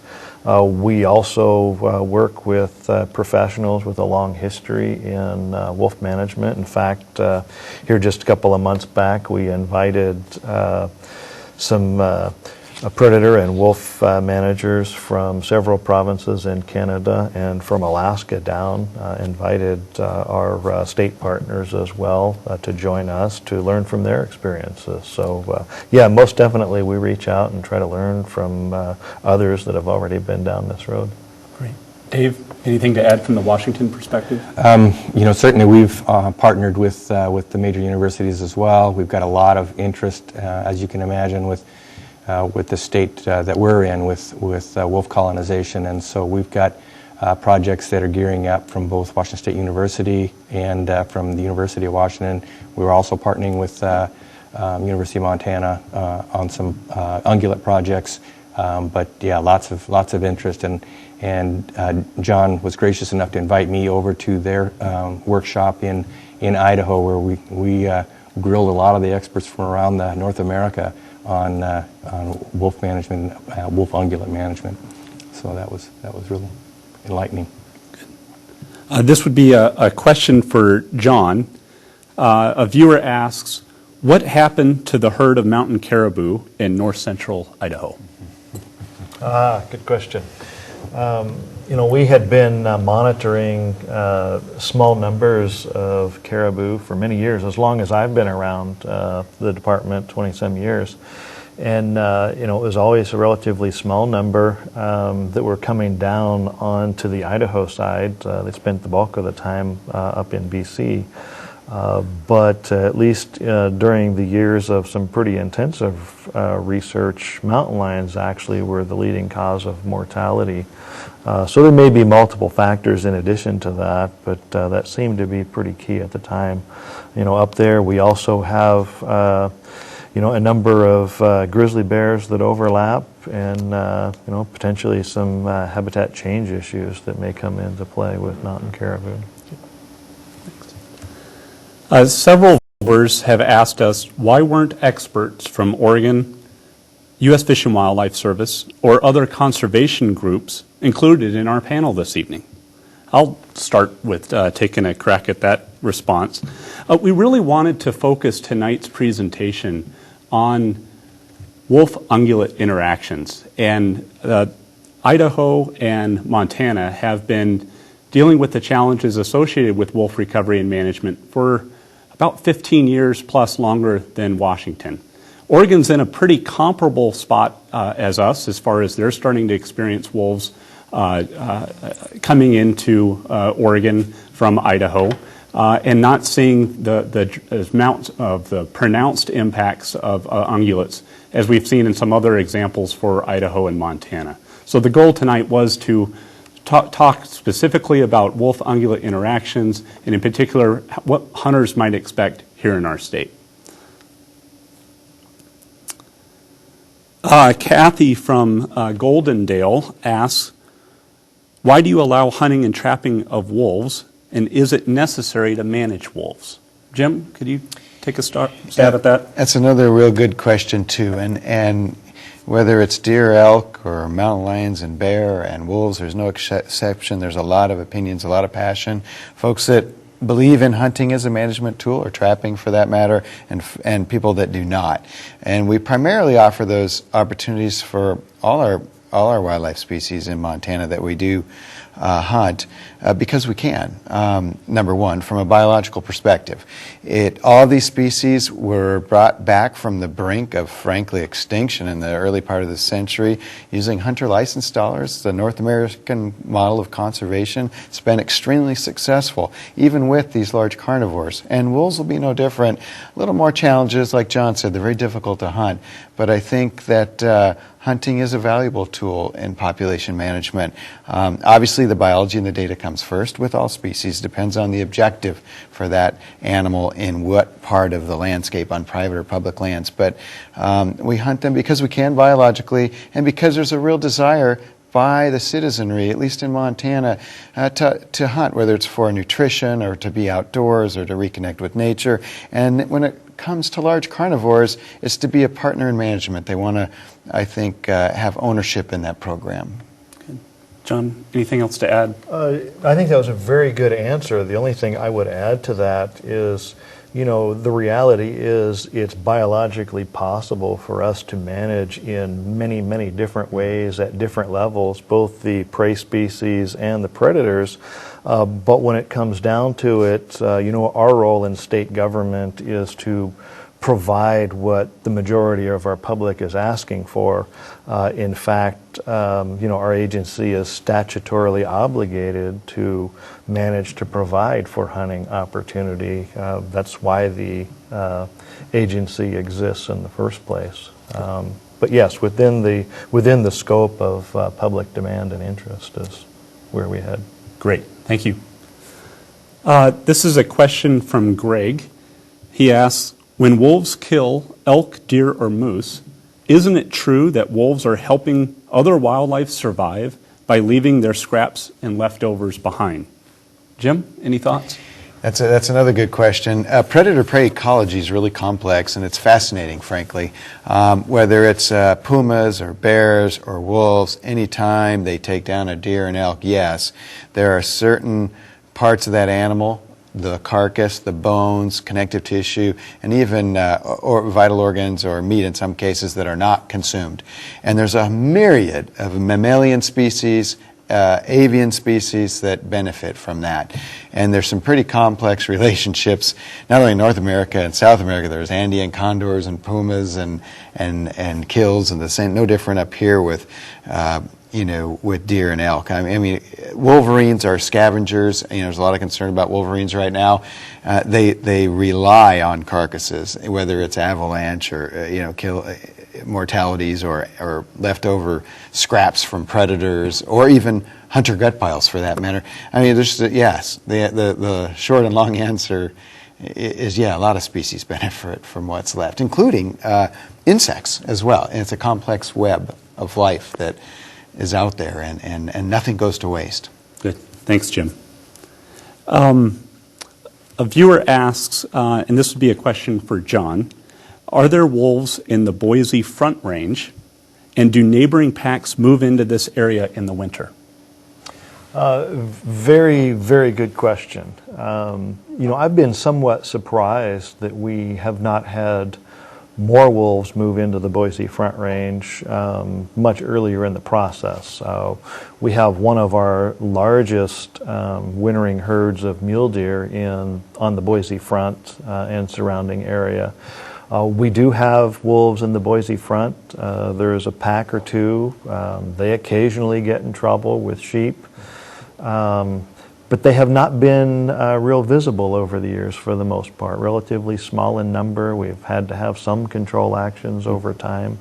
But there are cases where they live in relative close proximity from people and have largely gone unnoticed. But granted, they stick to areas that are not well frequented by people, and some pretty difficult topography as well, with a lot of hiding cover. So yeah, there are some wolves in the Boise Front Range. Great. So a viewer asked, this is a series of questions, and it's really insightful. So first off, for both Montana and Idaho, are data collected on wolf age at harvest?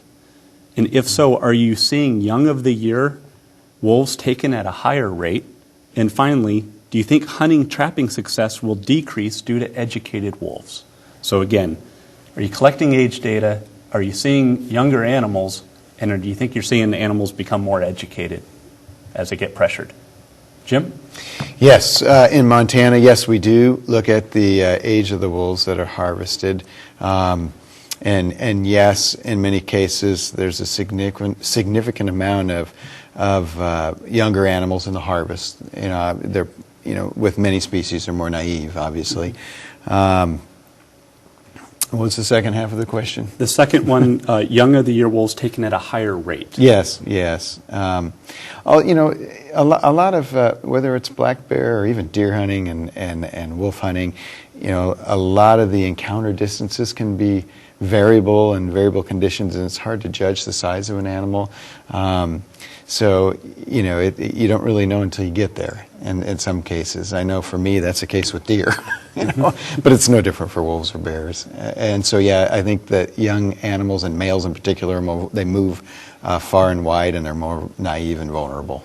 And we've seen that, and we do collect that data. But we do also take adults.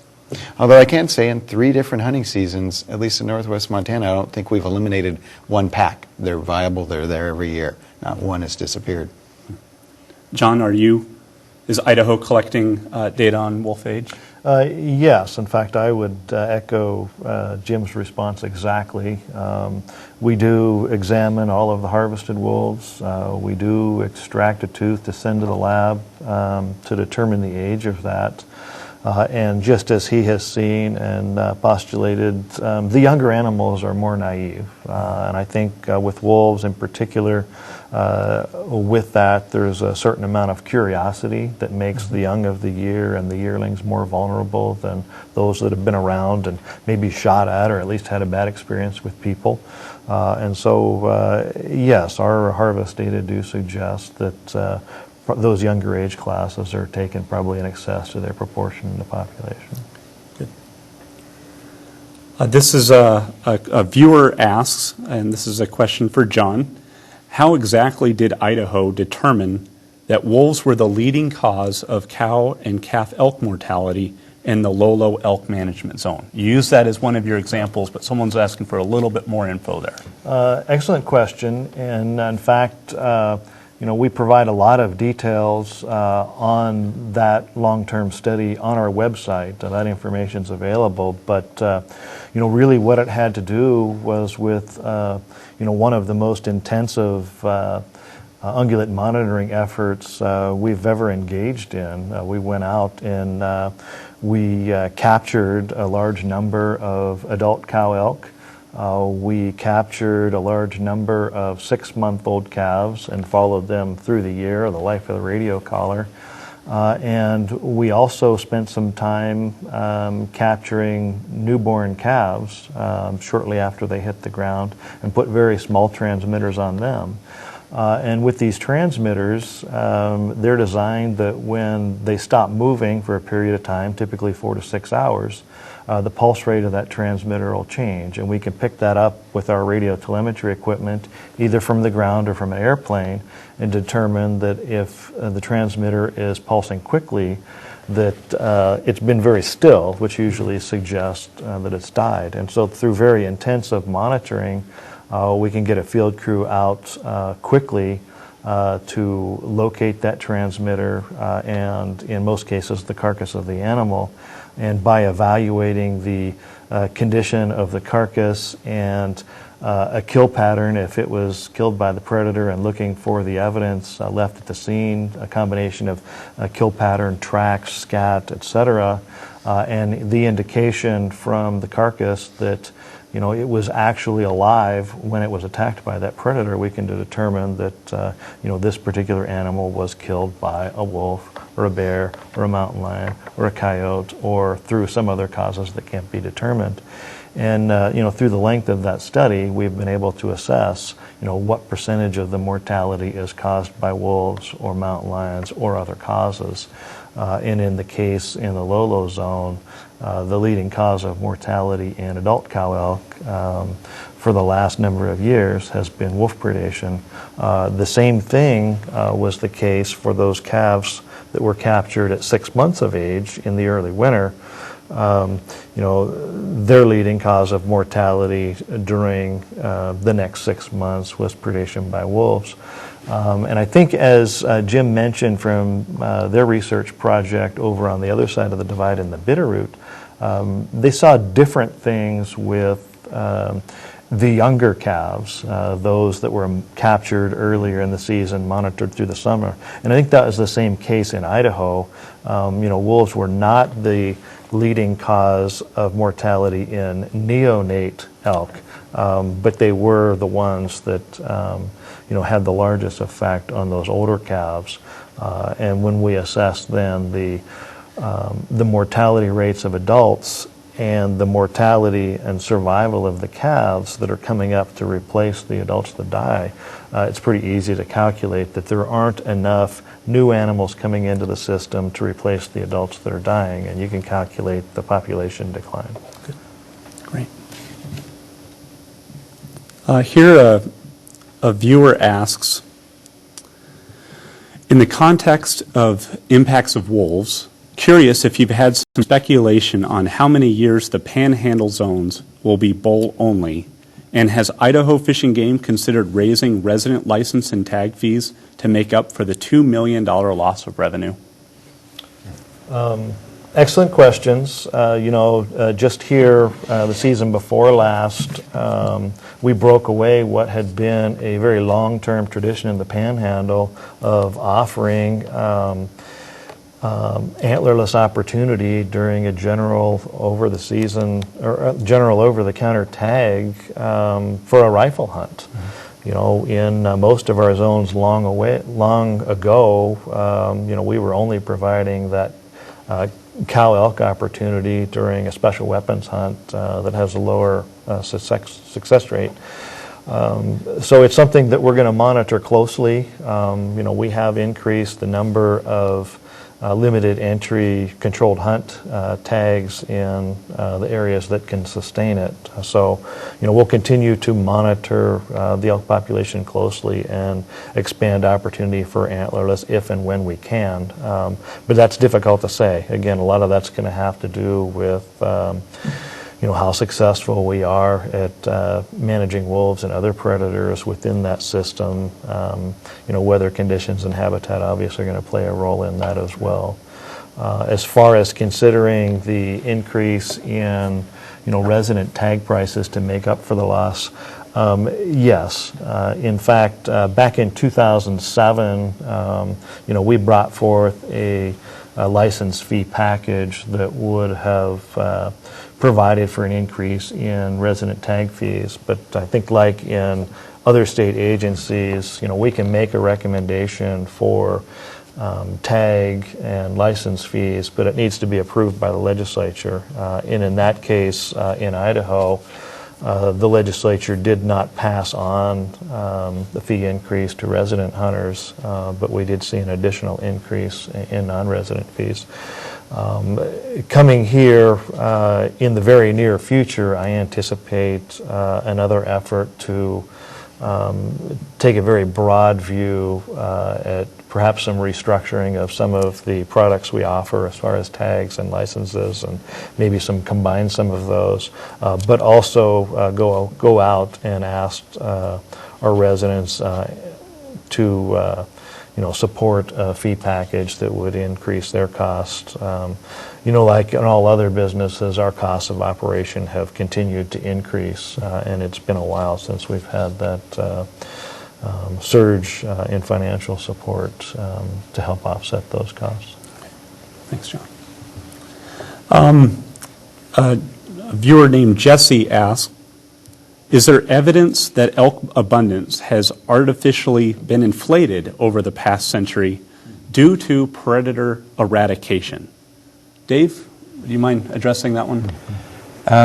You know, I think that obviously it's speculation at this point because we don't have solid records of it. But as both Jim and John talked about, you know, elk numbers increased, or populations increased in the 90s, and so I think wolf eradication in the state of Washington, at least, was back around closer to the turn of the century. At least, and the numbers were very low in terms of predator numbers back around that time.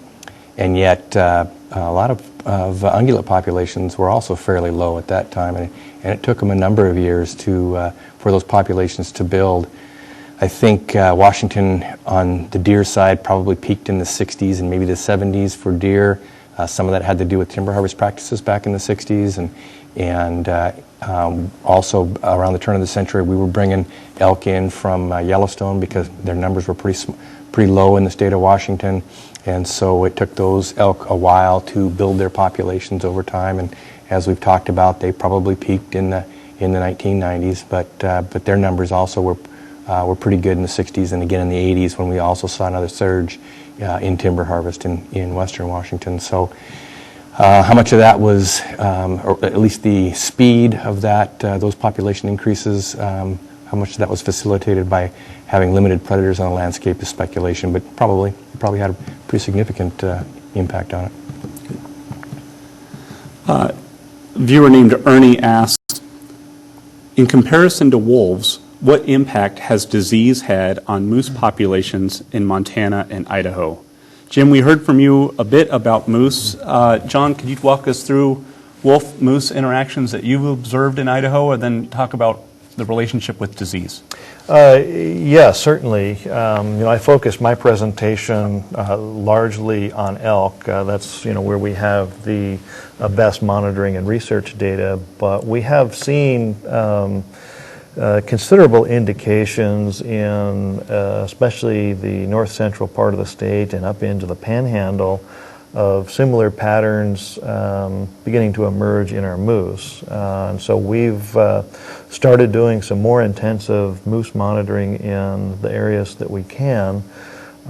But it seems to be the same pattern that the moose calves are not surviving at a high enough rate. And as a result of that, we've made, over the last 3 regulation cycles, which in Idaho moose are set on a 2-year cycle, significant decreases to our antlerless moose hunting opportunity, and have also scaled back considerably on the number of bull tags we offer as well. We don't have, the smoking gun kind of evidence in most cases that we do in some areas with elk, but all of the indicators are the same. We are also interested in pursuing some more, health surveillance of moose. I know we have a number of, parasitic issues of concern with moose. There are a lot of unknowns, and we're hoping to learn more about that.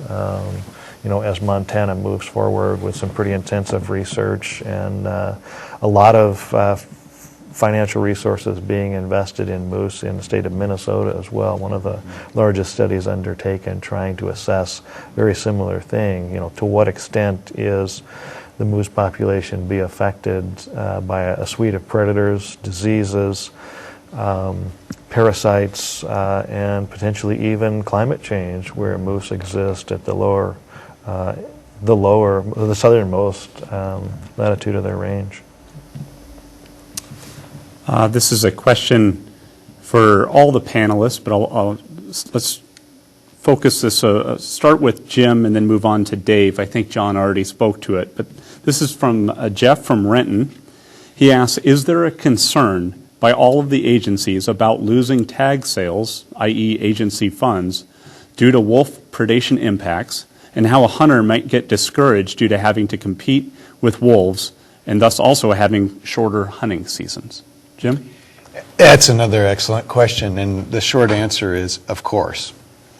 Montana offers a 5-week general season. We have a very liberal season. Our population base is a lot smaller than what you have here in Washington. And we also offer a long archery season. You can hunt and participate in both hunts. You don't have to pick.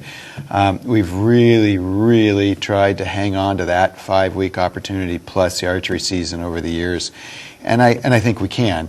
But there is a concern, for obvious reasons, about declining hunter participation due to wolves or the perception of wolves, almost a social issue more than a biological one on the ground, because obviously our check station data and our harvest data show a lot of people are having a lot of fun in the woods every fall. Granted, antlerless harvest has declined. Antler harvest has ticked up the last 2 years, and we anticipate that to do it again this year. And then and other reasons, it's tough to get into hunting if you don't have a mentor.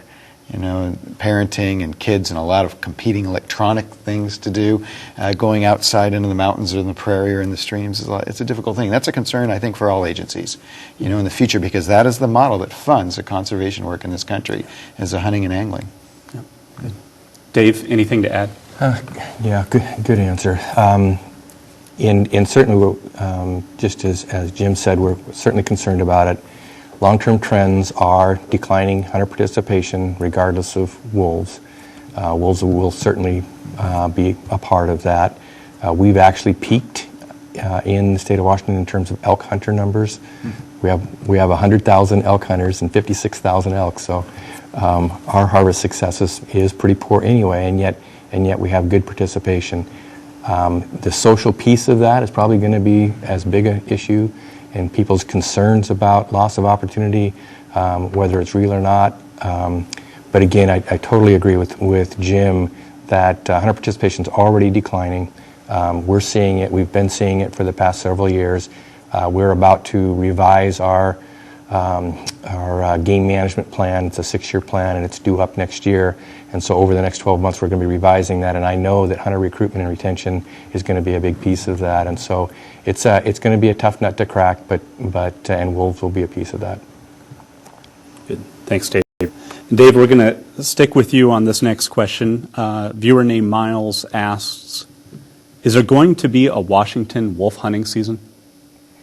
Right now, our wolf conservation and management plan says that's going to be a possibility, and I think at this point the agency is convinced that, like a lot of other states, hunting is a good management tool for us, and it provides recreation. We're also mandated by the legislature to provide hunting recreation, and so I can't imagine why we wouldn't recommend that wolves be hunted as well.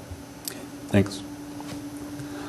Jake asks, from your experience, would you recommend curbing antlerless hunts for ungulates as wolf populations expand prior to managing wolf levels through trapping and hunting? John? It's a very good question. Unfortunately, I think that's probably going to be the reality. As your wolf population grows, particularly ungulates that are at a lower density or well below carrying capacity are going to be pretty susceptible, and research has suggested that the bulk of that additional mortality from wolves is going to be additive to other sources rather than compensatory. So I think that's the reality, and it's one thing I would encourage when and where you can to monitor your ungulates closely by looking at that adult survival, calf survival to get at recruitment. So you have an early alert to when you really need to look at the level of antlerless harvest that you provide. And Dave, in your presentation for Washington, that's been kind of the classic response as well, as far as once you start seeing a signal of a decline to back off antlerless harvest. Do you expect that would be something we would continue here with wolf recovery? Certainly, and I mean, we even anticipated that when we developed the plan, that was probably going to be an early response. Fortunately, I think that most of our elk populations right now are at or above objective. We've got a few on the west side that are not, but probably a lot of the places where we're going to see wolves, or we anticipate having wolves come in, those elk populations probably pretty healthy right now. So we'll see. St. Helens is, that's obviously one of our bigger elk herds, and a lot of indications that they may actually be over capacity in terms of habitat capabilities with maturation of the forests there after the mountain blue. But also we've had big fires in the Blue Mountains that are producing excellent habitat at this point for elk, and I think we're actually at objective there as well, and with the results of the forage produced by the big fires down there, I think we will see healthy elk production. The Yakima area is another area that several years ago when we completed the elk plan there was a lot of concern that there was some damage the elk were causing in some of the high mountain meadows and on Forest Service ground, and so we've actually been attempting to reduce that population over the last 6-7 years, and successfully we're at objective there. We brought it down to where we were targeting, and so knock on wood, we'll see, but we're in pretty good shape in terms of where our most popular elk hunting areas are. Well, I'm trying to spread these questions out, but Dave, I'm going to keep you on the hot seat here for another one. A viewer asks, is there a certain plan for the Teanaway pack, such as more trapping, to find out how many are in the pack and where their winter den is? Yes. We've been doing quite a bit of work there already. We do plan on going back in. We counted 10 wolves this past winter. Fairly certain that they've denned this past spring, just based on the telemetry information, and certainly we'll know where the rendezvous site is. I don't know that we've sent anybody in specifically to find a den. We try to avoid disturbing. There's really no reason at this point for us to go in there. But anyway, we want to keep tabs on that population. It's right on the edge of the border of the North Cascades Recovery Zone and the South Cascades Recovery Zone, and so we certainly want to see them move south. Most of the movements we've seen so far, at least from the collared animals, has been to the north. And so, yeah, absolutely, that's a key population for us. A viewer asks, how will wolves be regulated in Washington once we reach the need for control to minimize problems? So you touched on a little bit about, yes, we'll be managing wolves as a game species, at least that's what's recommended in the plan. But kind of walk through how we might go about setting wolf population management objectives. And well, like any other game species or any other wildlife species, we try to, or many other wildlife species, we try to set population objectives based on, in the case of wolves, it's going to be like elk. Social tolerance is going to be a big piece of that. And so I think Idaho's been the most successful I've seen so far at targeting those areas where they anticipate problems with livestock, or where they anticipate and have problems with ungulates. And so we can do the same kinds of things in terms of how we restrict our seasons and our quotas and all those kinds of things to really target those areas where we think we have some problems. great, thanks. A viewer named Thomas asks, can wolf and prey populations reach equilibrium? Jim, what do you think? That's a difficult question. It depends how you would define equilibrium. And obviously, wolves, deer, and elk, they all co-evolved. They were here long ago. Now that we're here and we want our piece of the pie, is equilibrium, to satisfy the demand for opportunity to meet for hunters, or is it to have a natural system such as in a national park? That's a tough question. It boils down to, frankly, outside of the parks, to what we want in terms of population objectives. There's going to be give and take on both sides from a biological perspective and, frankly, from a human demands or interest perspective, I think. But I don't think anyone can really answer that as it was intended as a question.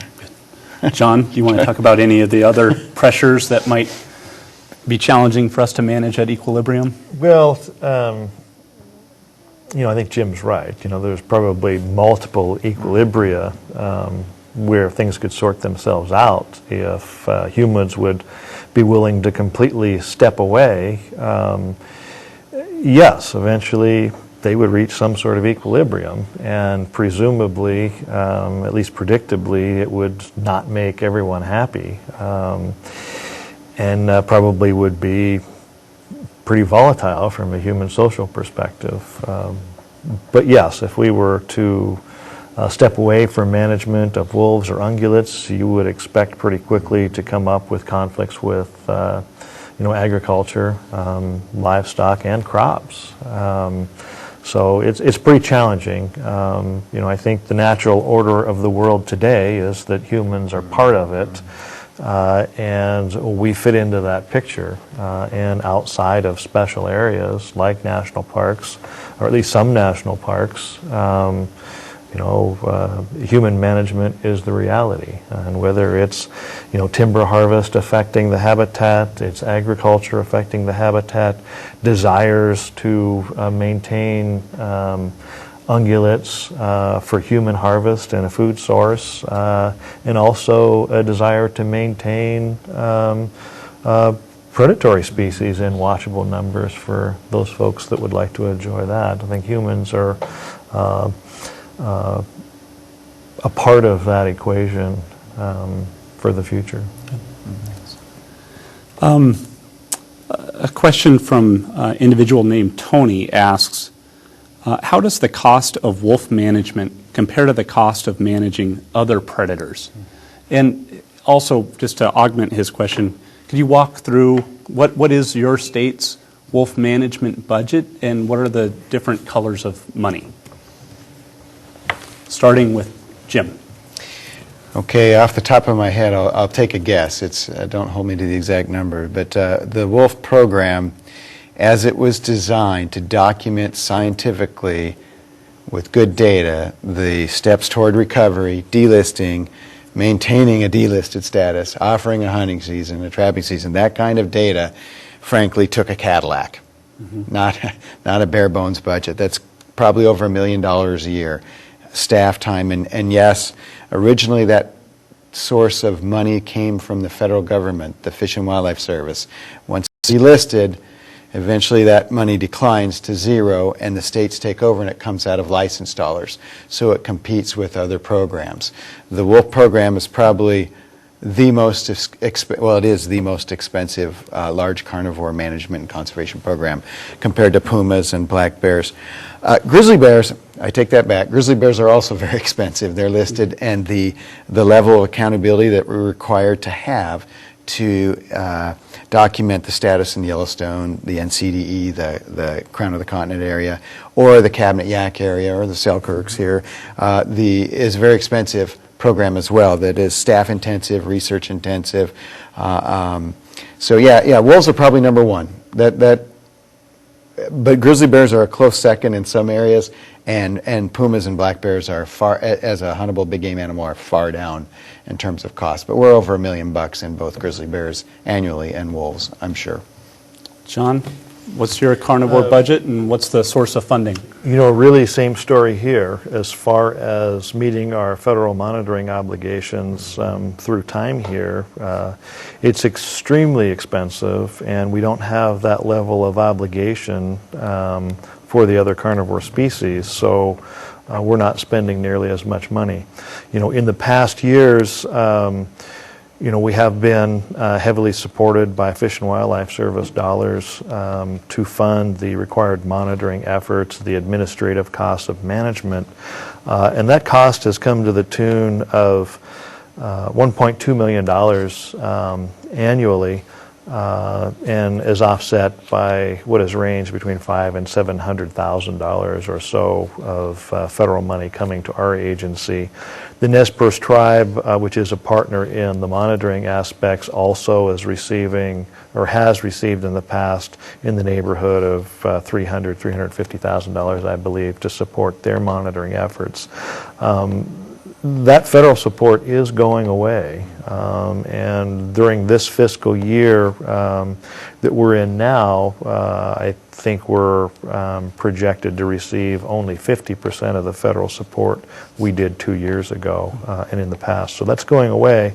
I mentioned earlier that the wolf tag sales as a whole has resulted in an income of about $433,000 a year. So it's pretty simple math to say that you know, our present level of monitoring commitment isn't sustainable, and that's driving us towards other methodologies. You know, wolf capture, very labor intensive or very expensive if you pursue it from an aerial helicopter capture framework. That may be the most efficient methodology, but it's going to be very expensive to maintain enough radio collars and uphold the costs of the personnel to monitor those at the current level, and we'll need to pursue other options for monitoring. Well, we're still in the recovery phase, and certainly the monitoring obligations during that phase is pretty intense. But Dave, do you want to kind of talk about our wolf management budget here in Washington and kind of describe the different fund sources, as well as compare that with some of the other carnivore investments we have? So again, for Washington, you know, wolf management in terms of carnivore management, in terms of any management, is probably one of the most expensive that we've undertaken. A lot of that is driven by the social pieces that everybody talked about, and social constraints, and wanting to make sure that you know, wolves are an icon to a lot of folks, and they want to make sure that we know what we're talking about when we talk. Make management decisions and discussion, and so it's pretty high. We started, so last year again was the first year of implementing our plan, and so we started with a little bit of federal money to the tune of $150,000 to $200,000, again depending on which fiscal year you talk about or calendar year, and so we had a couple $100,000 from the Fish and Wildlife Service. Out of their recovery funds. We also had about $350,000 from the state coffers. Most of that came from the background license plates, and the which is the ORCA license plate in this case. That money is dedicated to non-game management, actually to endangered species management. And the personalized license plate, funds were also used, and that's part of the, again, that is dedicated to non-game management by the state. And so this past year we were successful at increasing, working with the legislature to increase the cost of the personalized license plate with all of that money going for wolf management. And so we're at the phase where our partners were a couple of years ago, just over $1.2 million a year in combined funds. Great, thank you. This would be a question for Jim, and it's from Dave from Bozeman, Montana. So you have a fan. Are sources for ungulate reduction, including other predators, hunters, climate change, and disease, considered when establishing what the current wolf harvest level should be set at?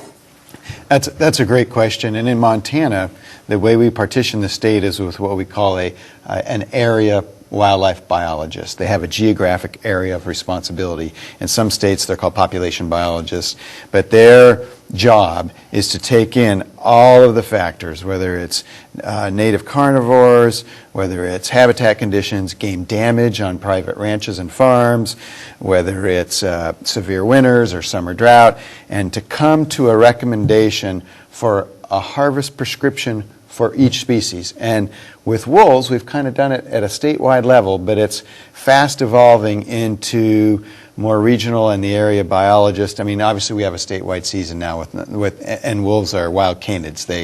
There's a lot more flexibility with wolves, frankly, than there is with a lot of other species when it comes to their life history. But the area biologists take all of those factors into consideration for all species: moose, sheep, goat, white-tailed deer, mule deer, elk, puma, black bear. We do not hunt grizzly bears right now. And with wolves, that's done collectively because it's, again, their life history permits a more flexible season type. We've had 3 hunting seasons and a pack has not been removed in our region. I mean, there is a removal, but the wild canids respond reproductively to disturbance. They replace themselves very quick. And so that's we have a more statewide framework. But yes, all of those disease, mange, lice, all the parvo, all the issues that are out there with wolves, that's all discussed at a regional level, and it trickles up to the headquarters level. And our commission, who our governor appoints in Montana, ultimately decides how that season's going to look. So all that information feeds upwards from the area biologist on the ground. So a similar system that we have here in Idaho. Very much so, and just to emphasize, the public is part of that equation as well. There are multiple ways we could make recommendations to balance or favor one species over another based on public demand and desires. And so the area biologist is the ground level in developing that recommendation, and we now are incorporating wolf season setting the same way from that level on up. But they make the recommendations, and then those will go out to the public, and we will get public feedback on how that all comes out with harvest seasons. A question for Dave Ware. A viewer asks, what if the wolf population exceeds the objectives in Northeast units, but we have not met the objectives in other areas of the state, like Southwest Washington?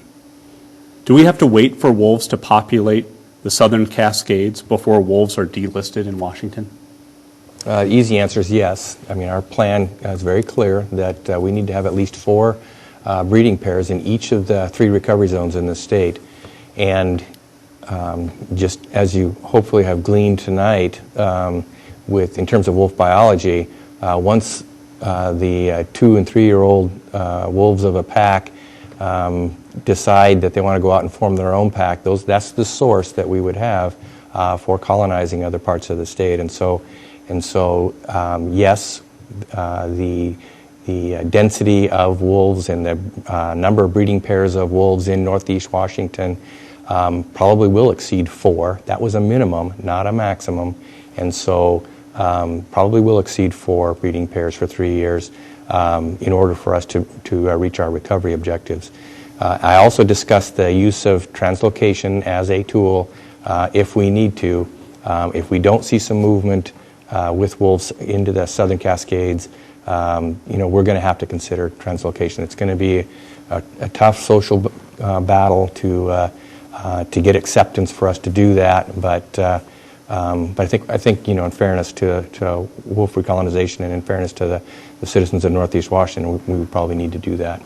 I think one of the other issues, though, that we want to make sure people understand is that, again, both from the livestock, dealing with livestock depredations and problems, and dealing with any ungulate population declines that we see, even before they're recovered, we can go in and through agency action and deal with those wolf populations as needed. Thank you. Well, Jim and John, you've offered a tremendous amount of perspective on what your states have experienced. Any final guidance to Washington, starting with Jim? It's all about relationships and trust. We've done really good in some areas, and we've done poorly in others.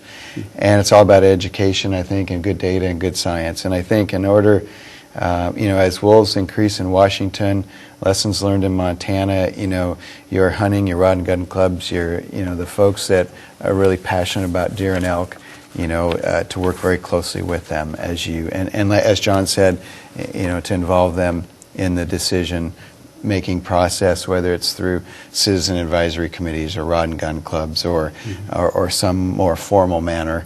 But I think that to do it in a partnership is key. And on the other hand, for the folks that really like these large carnivores as a native component of the system out there, they're recovered, is to maintain that good science so you maintain their trust. It's a two-pronged kind of effort, I think, to move forward.